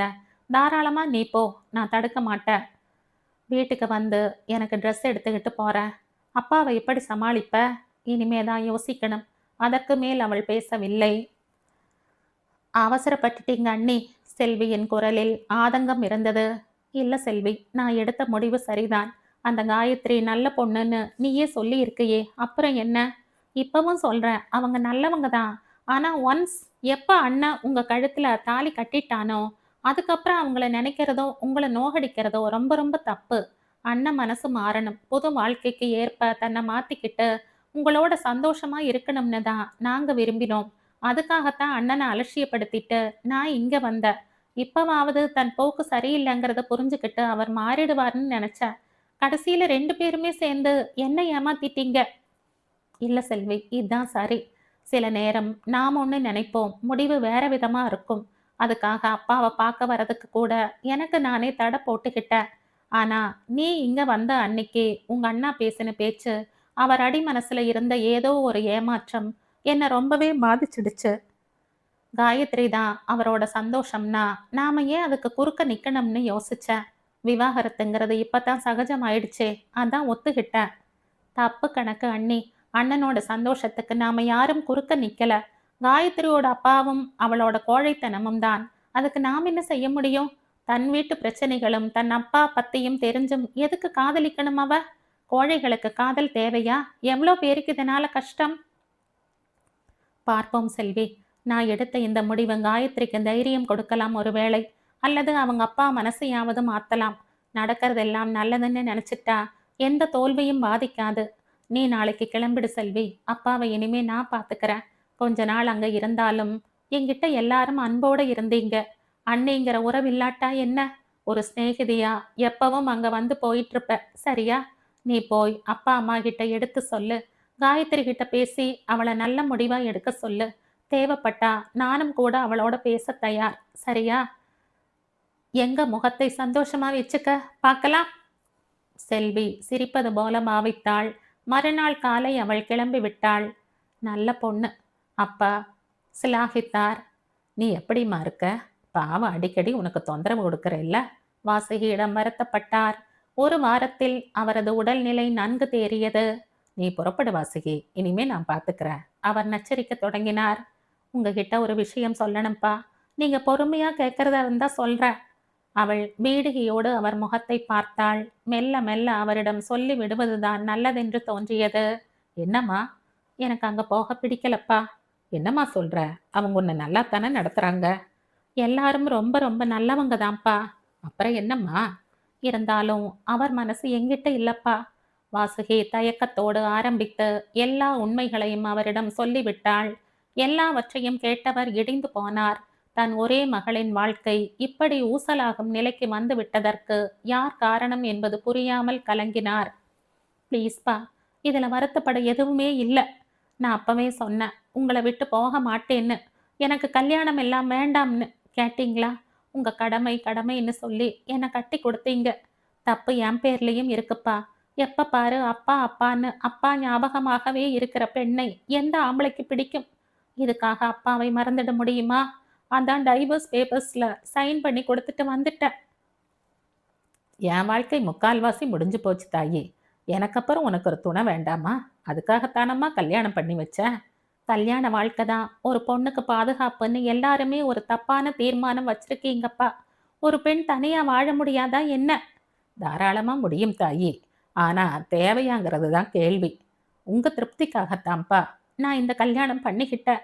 ஆனா என்ன செய்ய, அதுல இவ்ளோ பெரிய பிரச்சனை இருக்கும்னு நான் நினைக்கலையே. நானும் அட்ஜஸ்ட் பண்ணிக்கிட்டு வாழ்ந்துடலாம்னு தான் நினைச்சேன். ஆனா முடியலப்பா. அதான் இப்படி ஒரு தீர்மானம் எடுக்க வேண்டியதாயிடுச்சு. என்ன புரிஞ்சுக்குங்கப்பா. புரியுதுமா. அடுத்தாப்புல என்ன செய்ய போற நீ?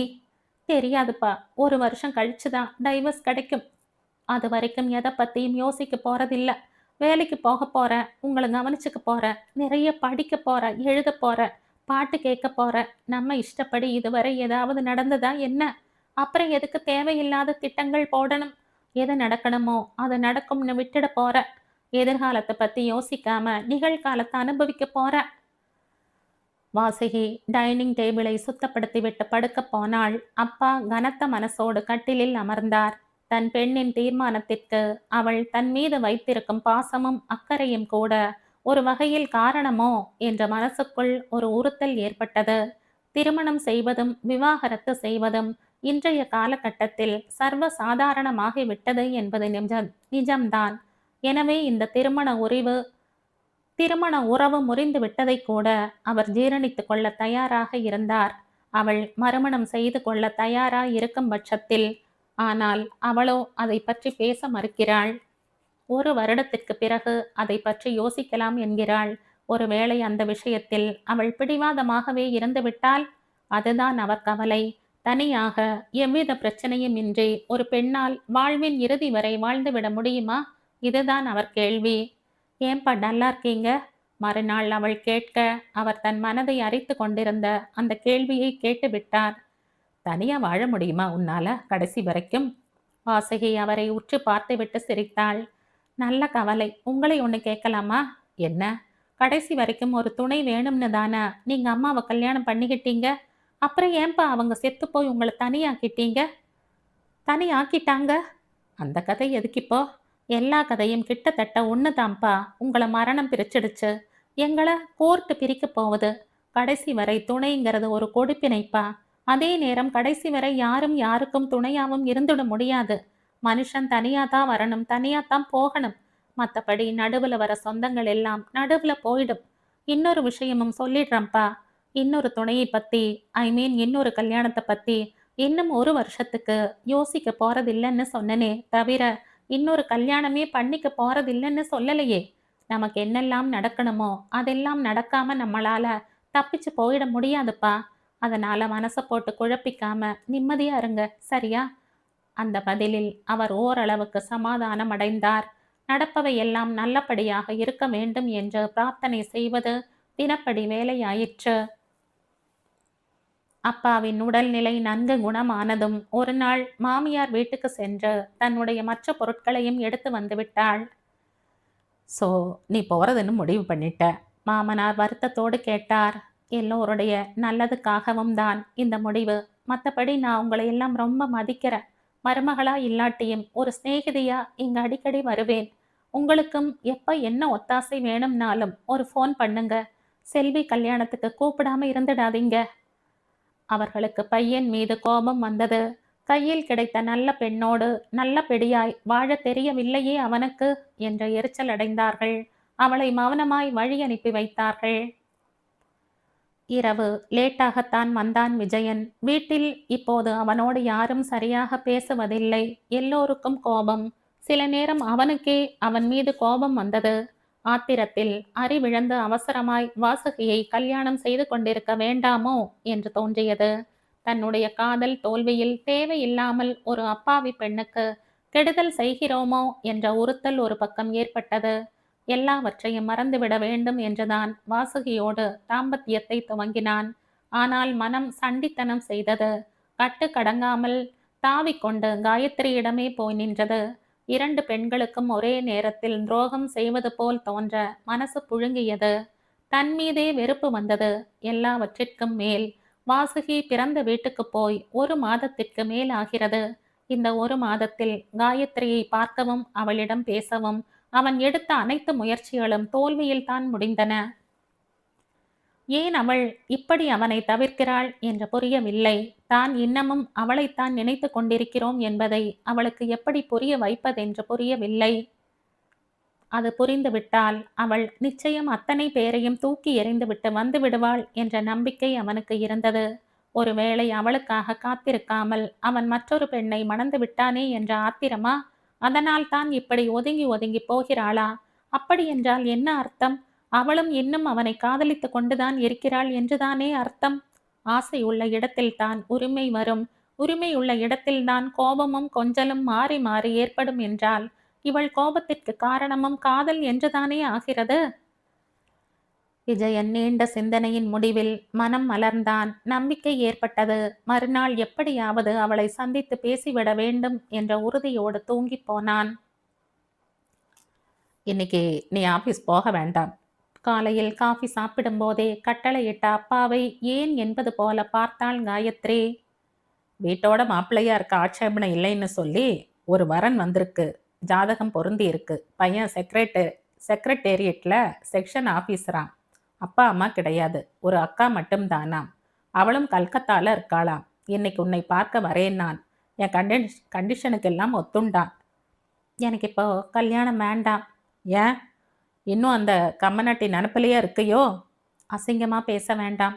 உங்களுக்கு வீட்டோட மாப்பிள்ளை வேணுங்கிறதுக்காக முகம் தெரியாதவனுக்கெல்லாம் கழுத்து நீட்ட என்னால முடியாது. அரேஞ்சு மேரேஜ்னா பின்ன என்ன? முகம் தெரியாத 2 பேர் சேர்ந்து வாழ்றது தான். 100க்கு 90 பேர் நம்ம நாட்டில் அப்படித்தான் கல்யாணம் பண்ணிட்டு தாலி கட்டின மறு நிமிஷம் ஒருத்தரை ஒருத்தர் நேசிக்க ஆரம்பிச்சுடுறா. என்ன தப்பு இதில்? அப்படி வாழறவாள்லாம் என்ன கெட்டு போயிட்டாளாம்? இருக்கலாம். நான் தப்புன்னு சொல்லலை, கேவலம்னும் சொல்லலை. எனக்கு இப்போ கல்யாணம் வேண்டாம், அவ்வளோதான். வேணும்னா ஆனந்திக்கு அவனை கல்யாணம் பண்ணி வச்சு அவளையும் அவனையும் வீட்டோட வச்சுக்க வேண்டியது தானே? அடி செருப்பால யாருக்கு யாரை பண்ணி வைக்கணும்னு எனக்கு தெரியும். நான் சொல்றத கேட்டா போதும். எதிர்த்து பேசுற வேலையெல்லாம் வேண்டாம். தொலைச்சு கட்டிடுவேன். காயத்ரி அழுகையை அடக்கி கொண்டாள். சர்த்தம் போயா என்று சொல்லிவிட்டு அவள் துணிந்து தெருவில் இறங்கிவிட்டாள். வீடு நாறிவிடும். அது அவளுக்கும் தெரியும், அவருக்கும் தெரியும். பெண்ணின் உழைப்பில் உண்ணும் தாழ்வு மனப்பான்மையை மறைத்து கொள்ளத்தான் இத்தனை அதிகாரம். இது நன்றாக புரிந்ததால் தான் பொறுத்து கொண்டு போக பழகிவிட்டாள். அவள் அந்த தாழ்வு மனப்பான்மையை குத்தி காட்டி தன் பலத்தை பிரயோகிக்கவும் அவள் விரும்பவில்லை. அடிமனசில் அவர் மீதும் குடும்பத்தின் மீதும் இருந்த பாசம் அவரை அவமானப்படுத்த விடாது செய்தது. இது புரியாதவர் அவள் தனக்கு பயப்படுவதாக நினைத்து திருப்தி அடைந்தார். இதுவரை அடங்கியது சரி, இப்போது என்ன செய்வதென்று யோசித்தாள். நிச்சயம் அப்பா ஆபீஸுக்கு அனுப்ப மாட்டார். அவரை மீறி போக அவளால் முடியவும் முடியாது. பார்ப்போம், என்னதான் நடக்கிறதென்று பார்ப்போம். யார் என்ன திட்டம் போட்டாலும் மேலே உள்ளவன் போடும் திட்டப்படிதான் எல்லாமே நடக்கும் என்கிற நம்பிக்கை அவளுக்கு இருந்தது. எது நடக்கிறதோ அதுதான் இறைவனின் திட்டம் என்று ஏற்றுக்கொள்ள வேண்டியதுதான். எப்போது அவள் நினைத்ததும் விரும்பியதும் நடக்கவில்லையோ இனி எதற்கு அனாவசியமாய் மீண்டும் மீண்டும் திட்டங்கள் இட வேண்டும் என்று தோன்றியது. காயத்ரி மௌனமாய் அன்றைய நிகழ்ச்சிக்கு தன்னை தயார்படுத்தி கொண்டாள். அப்பா சொன்ன அந்த பையன் 10 மணிக்கு வந்தான். அப்பா குழைய குழைய வரவேற்று உட்கார வைத்தார். ஆனந்தியையும் வினயாவையும் அறிமுகப்படுத்தி வைத்தார். சமைச்சு வச்சிருக்கு, நீங்க சாப்பிட்டுட்டு தான் போகணும் என்றார். அவன் மறுக்கவில்லை. போய் அக்காவை அழிச்சுண்டு வா. அவர் ஆனந்தியை அனுப்பினார். காயத்ரி வேண்டா வெறுப்பாக வந்தாள். அவன் முகத்தை கூட பார்க்க பிடிக்காது தலை குனிந்து நின்றாள்.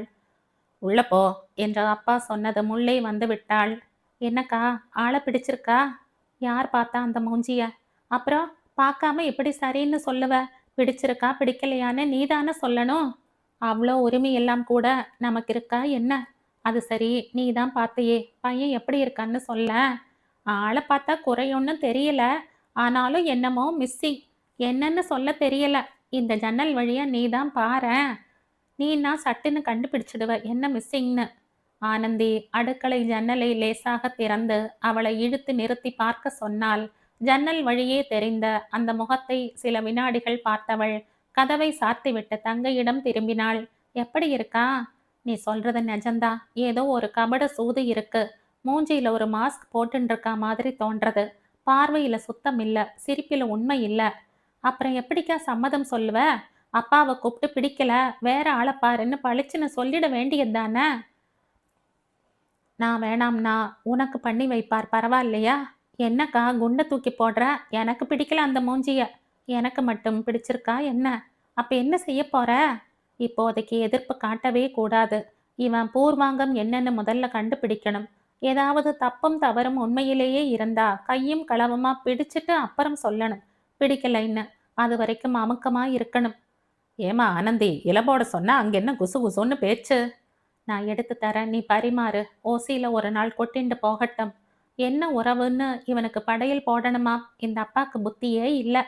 இன்னைக்கு வடிச்ச அரிசியில இவன் பேர் எழுதியிருக்கும். நீ போய் இலை போடு. பிச்சைக்காரனுக்கு போடுறதா நினைச்சுப்போ. காயத்ரி அவளை அனுப்பினாள். அவன் கூச்சப்படாமல் வாரி வளைத்து சாப்பிட்டான். நடுநடுவே தன் ஆபீஸ் விவகாரங்களையும் அங்கே தான் செய்யும் அதிசமர்த்த செயல்களையும் விவரித்தான். அப்பா தலையாட்டியபடி கேட்டார். பணம் நிறைய இருக்கு சார். ஒத்த ஆளுக்கு பெருசா என்ன செலவு? இதுவரை சம்பாதிச்சதுல சேர்த்து வச்சதே 7-8 லட்சம் தேரும். தவிர கூடுவாஞ்சேரி கிட்ட ஒரு பழைய வீடு வாங்கி போட்டிருக்கேன். பணத்துக்காக கல்யாணம் பண்ணிக்க எத்தனையோ பேர் வருவா. எனக்கு பிடிக்கல. எவ்வளோ பெண்களை கழிச்சு கூட்டி இருக்கேன் தெரியுமில்ல. அது என்னமோ தெரியல. உங்களை பார்த்ததும் தான் எனக்கு நம்பிக்கை வந்தது. மனசுக்கும் பிடிச்சு போச்சு. எனக்கும் மனுஷாதான் வேணும், உங்களுக்கும் மனுஷாதான் வேணும்னு புரிஞ்சப்புறம் யோசிக்க என்ன இருக்கு? அதான் உடனே ஓகேன்னுட்டேன். இந்த மூஞ்சிக்கு 7-8 லட்சம் இருக்கும்னு நினைக்கிறேன். எல்லாம் கப்சாவா தான் இருக்கும். பல்ல இழிச்சுண்டு இந்த அப்பா கேட்கறத பாரு, பத்திண்டு வர்றது. மெதுவா பேசுடி. பின்ன என்னக்கா, நம்ம கிட்ட அவ்வளோ கேள்வி கேட்டு குடையறார். அவனை ஏதாவது கேட்கறாரா பாரேன். கூழ சிரிப்பு சிரிச்சுண்டு தலையாட்டின்னு இருக்கார். எரியறது எனக்கு. மெதுவா பேச. அவன் முதல்ல தொலையட்டும், அப்புறம் நாம யோசிப்போம் என்ன செய்யலாம்னு. அது வரைக்கும் பேசாம இரு, புரிஞ்சதா? அப்போ எப்ப நிச்சயதார்த்தம் வச்சுக்கலாம் சார்? நீங்க தேதி பார்த்துட்டா நான் அக்கா அத்திம்பேருக்கு லெட்டர் போட்டுருவேன். கல்யாண செலவு என்னோடது தான். நீங்க தான் எல்லாம் பார்த்துக்கணும். எனக்கு யாரும் இல்லையே இனிமே. நீங்க தான் எல்லாம். அப்பா குளிர்ந்து போனார். வாயெல்லாம் பல்லாக தலையசைத்து தேதி குறித்து கொண்டு அவனை வந்து பார்ப்பதாக சொல்லி அவனை வழி அனுப்பிவிட்டு வந்தார். நான் போய் அம்பி வாத்தியார பார்த்துண்டு வர்றேன். இனிமே நான் ஆஃபீஸ் போகலாம் இல்ல? 1 மணி நேரம் பெர்மிஷனா எழுதி கொடுத்துடுவேன். ஆ ஆ. அப்பா உத்தரவு கொடுத்து விட்டு போனார்.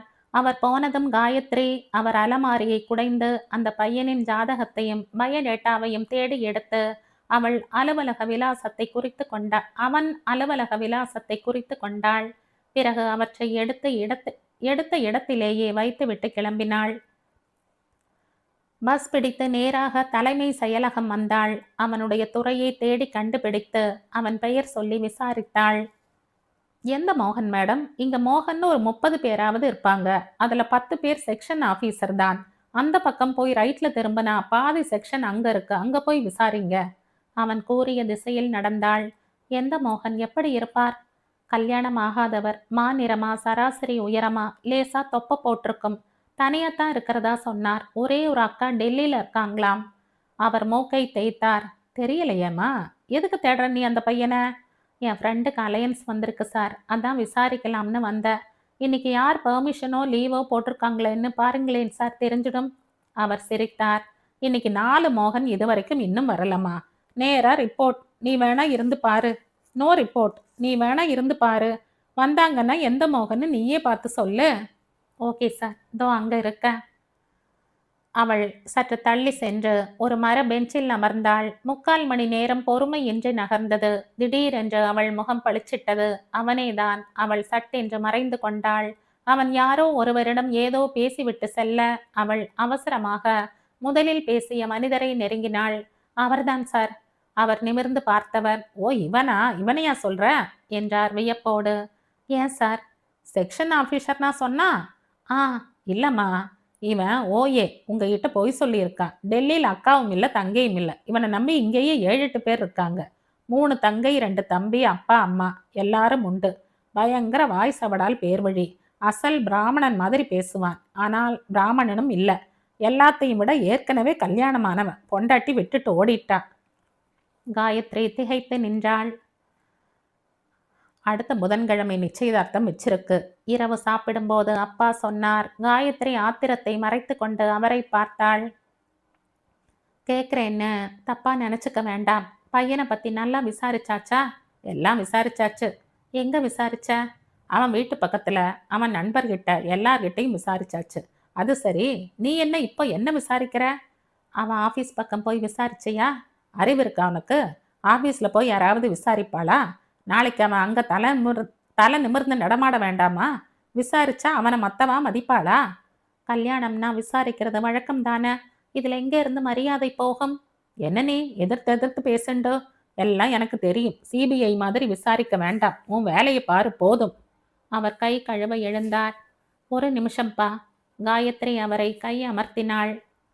நீ விசாரிச்சிருக்க மாட்டேன்னு எனக்கு தெரியும். அதான் நானே போய் விசாரிச்சுட்டேன். அப்பா அவளை விழித்து பார்த்தார். என்ன சொன்னான் அவன் உன்கிட்ட? செக்ஷன் ஆபீசர்னா அவன் நாக்குல தீய வச்சு சுட்டு பொசுக்கணும். என்னடி சொல்ற? வேணும்னா போய் பாரு. அவன் செக்ஷன் ஆபீசரா பியூனான்னு தெரிஞ்சுப்ப. அப்பா வெறித்து பார்த்தார். அவர் முகத்தில் அதிர்ச்சி தெரிந்தது. ப்ளீஸ்பா, உனக்கு வீட்டோட மாப்பிள்ளை வேணுங்கிறதுக்காக ஒரு பொய்யனை என் தலையில கட்ட வேண்டாம். அதை விட கடைசி வரை என்னை கல்யாணம் காட்சி எதுவும் இல்லாம உன்னோடையே வச்சுக்கிறது நல்லது. உனக்கு தேவை துணைக்கு ஒரு ஆளும் வயிற்றுக்கு 3 வேளை சோறும் தானே. அதை நான் போட்டுட்டு போறேன். உன் பொண்ணா இங்கேயே இருந்துட்டு போறேனே. அப்பா நிலை குலைந்து போனார். பெரும் பாறை ஒன்று உச்சந்தலையில் விழுந்தாற்போல் வலியில் உயிர் போயிற்று.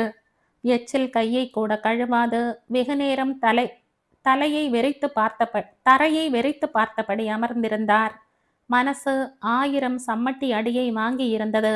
மனிதனின் எல்லா செயல்களுக்கும் அடிப்படை காரணமாயிருப்பது ஆசையும் சுயநலமும் தானா?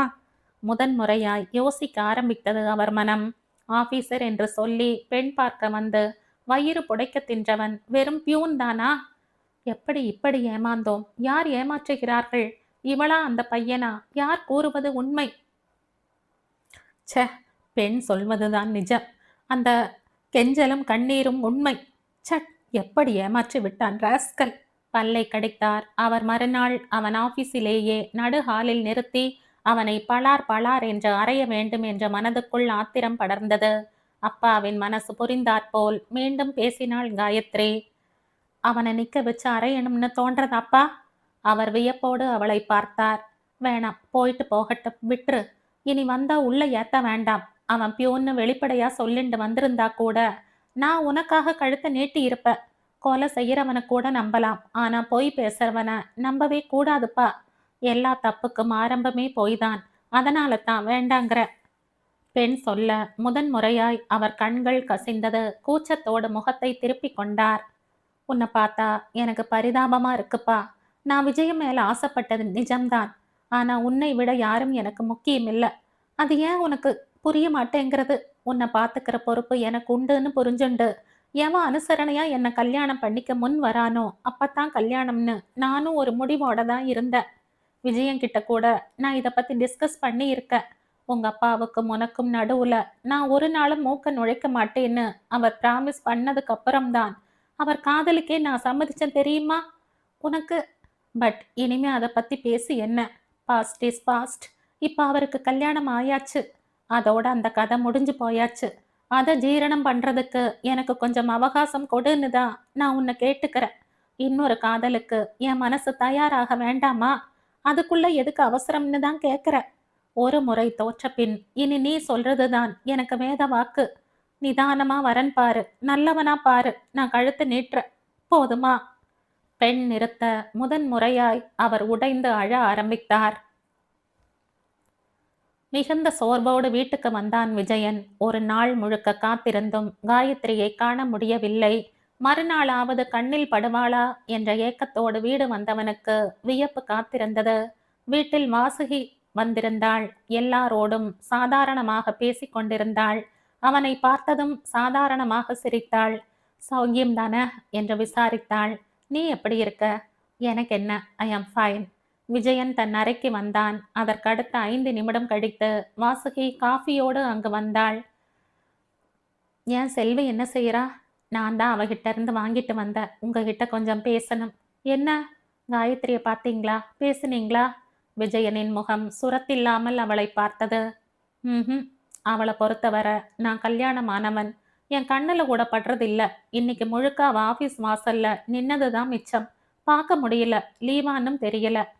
அப்படித்தான் இருக்கும். அவங்க அட்ரஸ் கொடுங்களேன், நான் வேணா போய் பேசி பார்க்குறேன். நீயா? விஜயன் வியப்போடு அவளை நிமிர்ந்து பார்த்தான்.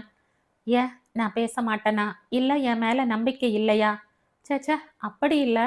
ஆனால் அவ உன்னை சரியாக மதித்து பேசலைன்னா எனக்கு வருத்தமாக இருக்கும். அதான் யோசிக்கிறேன்.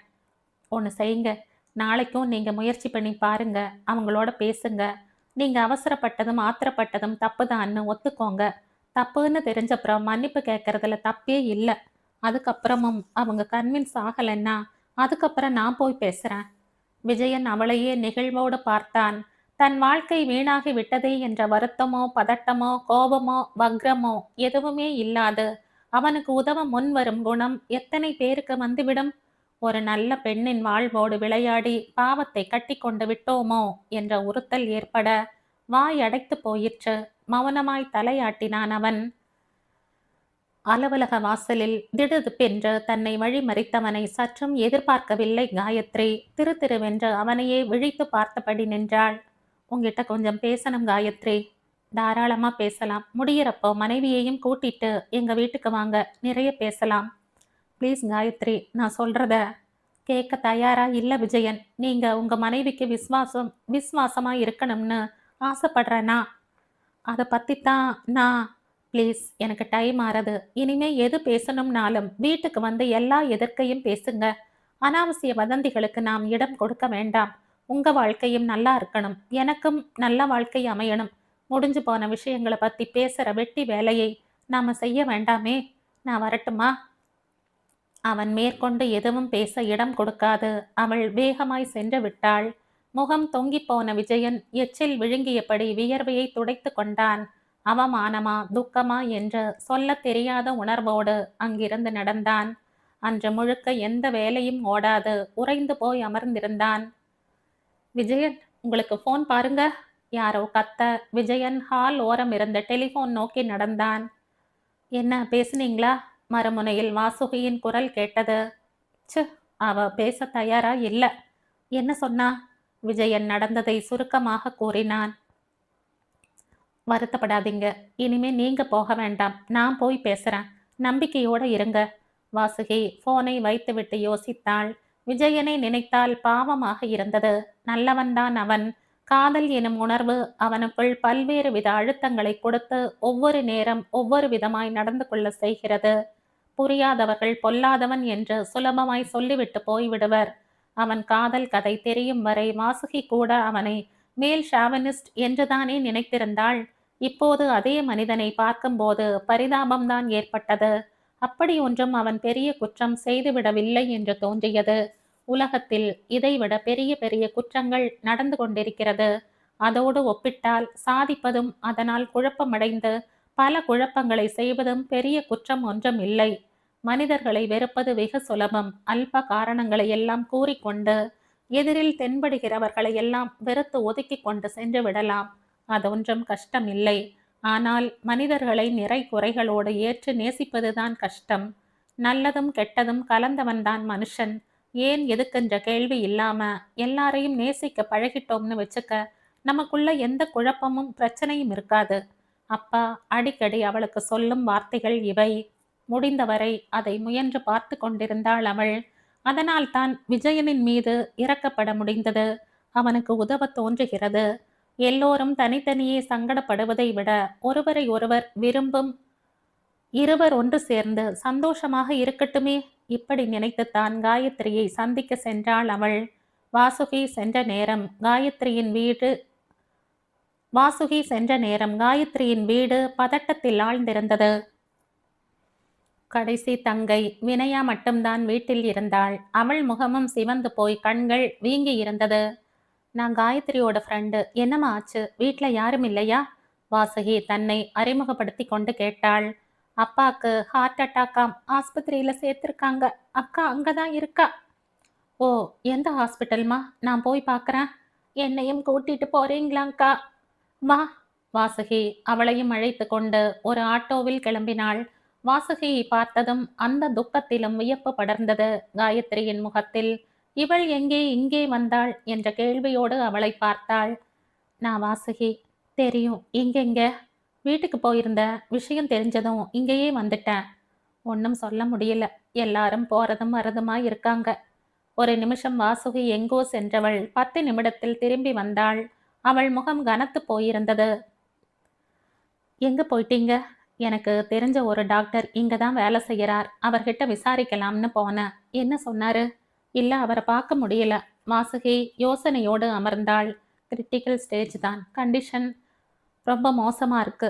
இப்போதைக்கு எதுவும் சொல்ல முடியாது. டாக்டர் சொன்னதை எப்படி சொல்வது? தாங்குமா இந்த குடும்பம்? வாசுகியின் தோளை காயத்ரி தொட சட்டென்று நிமிர்ந்தாள். நீங்க எதுக்கு வீட்டுக்கு போனீங்க? உங்ககிட்ட பேசணும்னு தான். என்ன விஷயமா? விஜயன் விஷயமாத்தான். நீங்க என்ன சந்தேகப்படுறீங்களா? சத்தியமா உங்க சந்தோஷத்துக்கு நான் தடையா இருக்க மாட்டேன். நம்புங்க. ஐயோ! நான் அப்படி நெனச்சு வரல. பின்ன? நானும் விஜயனும் டைவர்ஸ்க்கு அப்ளை பண்ணிட்டோம் காயத்ரி. காட்! ஏங்க? எங்களுக்குள்ள வருத்தமோ, சண்டையோ எதுவும் இல்ல. அவரோட மனசு முழுக்க முழுக்க உங்ககிட்ட தான் இருக்குன்னு புரிஞ்சப்புறம், சுமூகமா பிரிஞ்சிடுறது பெட்டர்ன்னு தோணுச்சு. ஏதோ ஒரு டென்ஷன்ல தான் என்ன கல்யாணம் செய்துக்கிற அவசரமான முடிவை அவர் எடுத்திருக்கார். அதுக்கப்புறம் தான் தன் உண்மையான மனநிலை அவருக்கே புரிய, தனக்குள்ளேயே புழுங்கி தவிக்கிறார். என்னால அவரை தப்பாவே நினைக்க முடியல. உண்மையா காதலிக்கிற 2 பேர் ஒண்ணு சேர என்னால என்ன செய்ய முடியும்னு யோசிச்சேன். அதன் முதல் ஸ்டெப் தான் டைவர்ஸ். 2வது ஸ்டெப் உங்களோட வந்து பேசிக்கிட்டு இருக்கேன். இது நடந்து எல்லாம் மறந்து நீங்க தைரியமா ஒரு முடிவெடுக்கணும். காயத்ரி, உங்க அப்பா தான் உங்களுக்கு தடையா இருக்காருன்னு கேள்விப்பட்டு தான் அவர்கிட்டயே பேசிடலாம்னு உங்க வீட்டுக்கு வந்தேன். இல்ல, அப்பா இப்ப பழைய அப்பா இல்ல. அதுக்கு மேல பேச முடியாமல் சரிந்து உட்கார்ந்து உடல் குலுங்க அழ ஆரம்பித்தாள். அவளை எப்படி சமாதானப்படுத்துவதென்று தெரியாமல் முதுகை மட்டும் பரிவோடு தட்டி கொடுத்து அழுகையை கட்டுப்படுத்த முயன்றாள். சற்று நேரத்தில் அழுகையை அடக்கி கண்களை துடைத்து கொண்டு நிமிர்ந்தாள். 4 நாள் முந்தி அப்பா மனசு நோக நானும் பேசிட்டேன். அதுல தான் அவர் ரொம்ப அப்செட் ஆயிட்டார். அடிக்கடி கண் கலங்கிண்டே இருந்தார். தப்பு பண்ணிட்டேன். என்னோட சுயநலத்துக்கு உன் சந்தோஷத்தை பலியாக்கிட்டேனேன்னு வருத்தப்பட்டார். போனா போகட்டும். அவனுக்கு கல்யாணம் ஆயிடுத்து. இனி அவனை நினைச்சு பிரயோஜனம் இல்ல. மறுபடியும் ஒரு முறை யார் மேலேயாவது உனக்கு இஷ்டம் ஏற்பட்டதுன்னா நீ அவனையே கல்யாணம் பண்ணிக்கோ. நான் குறுக்க நிக்க மாட்டேனார். அதான் அவர் கடைசியா சொன்னது. பாதி ராத்திரி தண்ணி குடிக்கிறதுக்காக எழுந்தா. வினயாதான் அவர் நெஞ்சு வலியில வியர்த்து கொட்டிண்டு துடிக்கிறத பார்த்துட்டு என்ன எழுப்பினா. காயத்ரி மறுபடியும் கண் கலங்க, அவளோடு சேர்ந்து தங்கைகளும் அழுதார்கள். அப்பாக்கு ஒண்ணும் ஆகாது, தைரியமா இருங்க. அவர் குணமானதும் நானே அவரோட பேசுறேன். அவர் சந்தோஷமா சம்மதிப்பார். அவர் சம்மதிச்சிட்டா உனக்கு ஓகே தானே? சூழ்நிலையின் இறுக்கத்தை குறைத்து கலகலப்பாக்க முயன்றாள். காயத்ரி மறுக்காமல் மௌனமாக இருந்ததே சம்மதம் என்று சொல்லாமல் சொல்லியது. நர்ஸ் ஒருத்தி வெளியில் வந்தாள். எப்படி இருக்கார் பேஷண்ட்? வாசுகி கேட்டாள். பரவாயில்லம்மா, யாராவது ஒருத்தர் உள்ள போய் பார்த்துட்டு வரலாம். பேசக்கூடாது அதிகம், புரிஞ்சதா?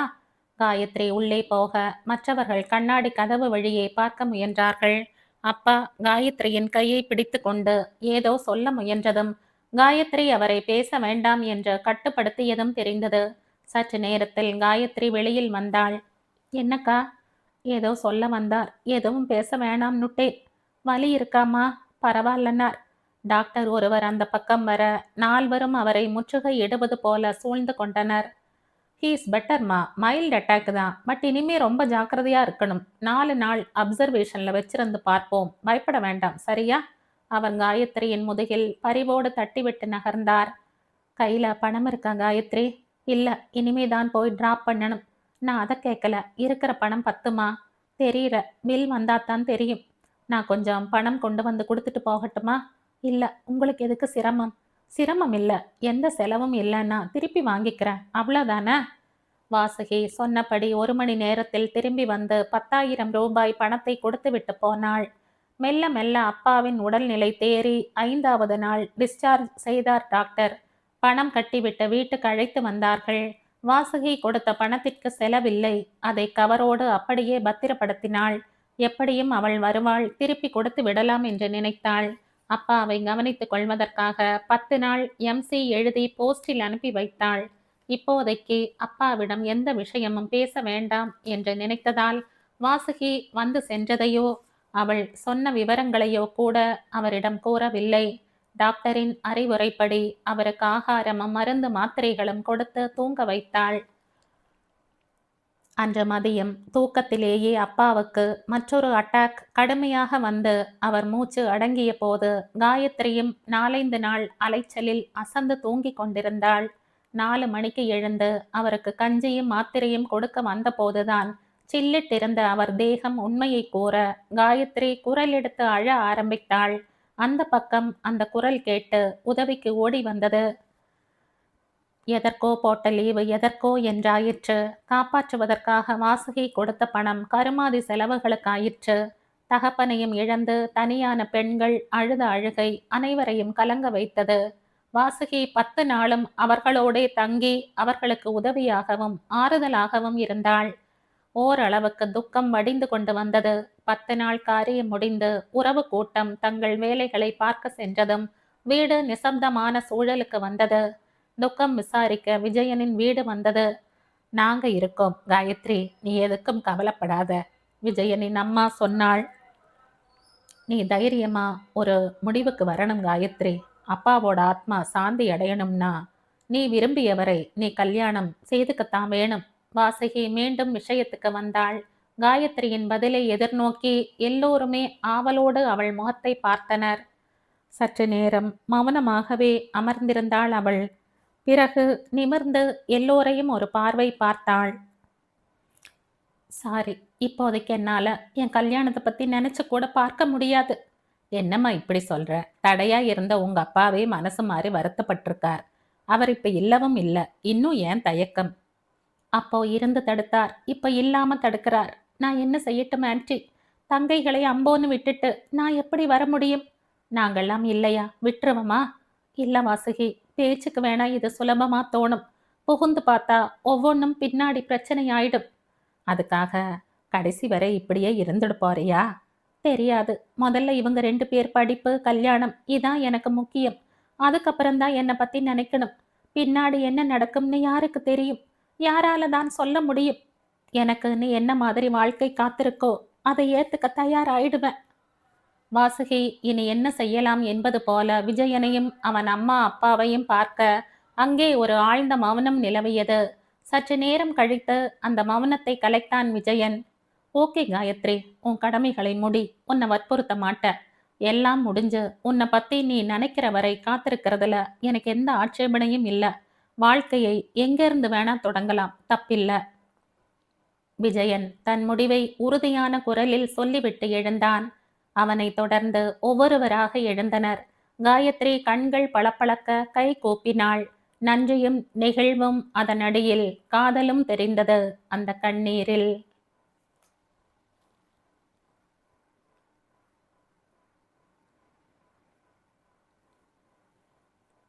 இதோட இந்த கதை முடியுது.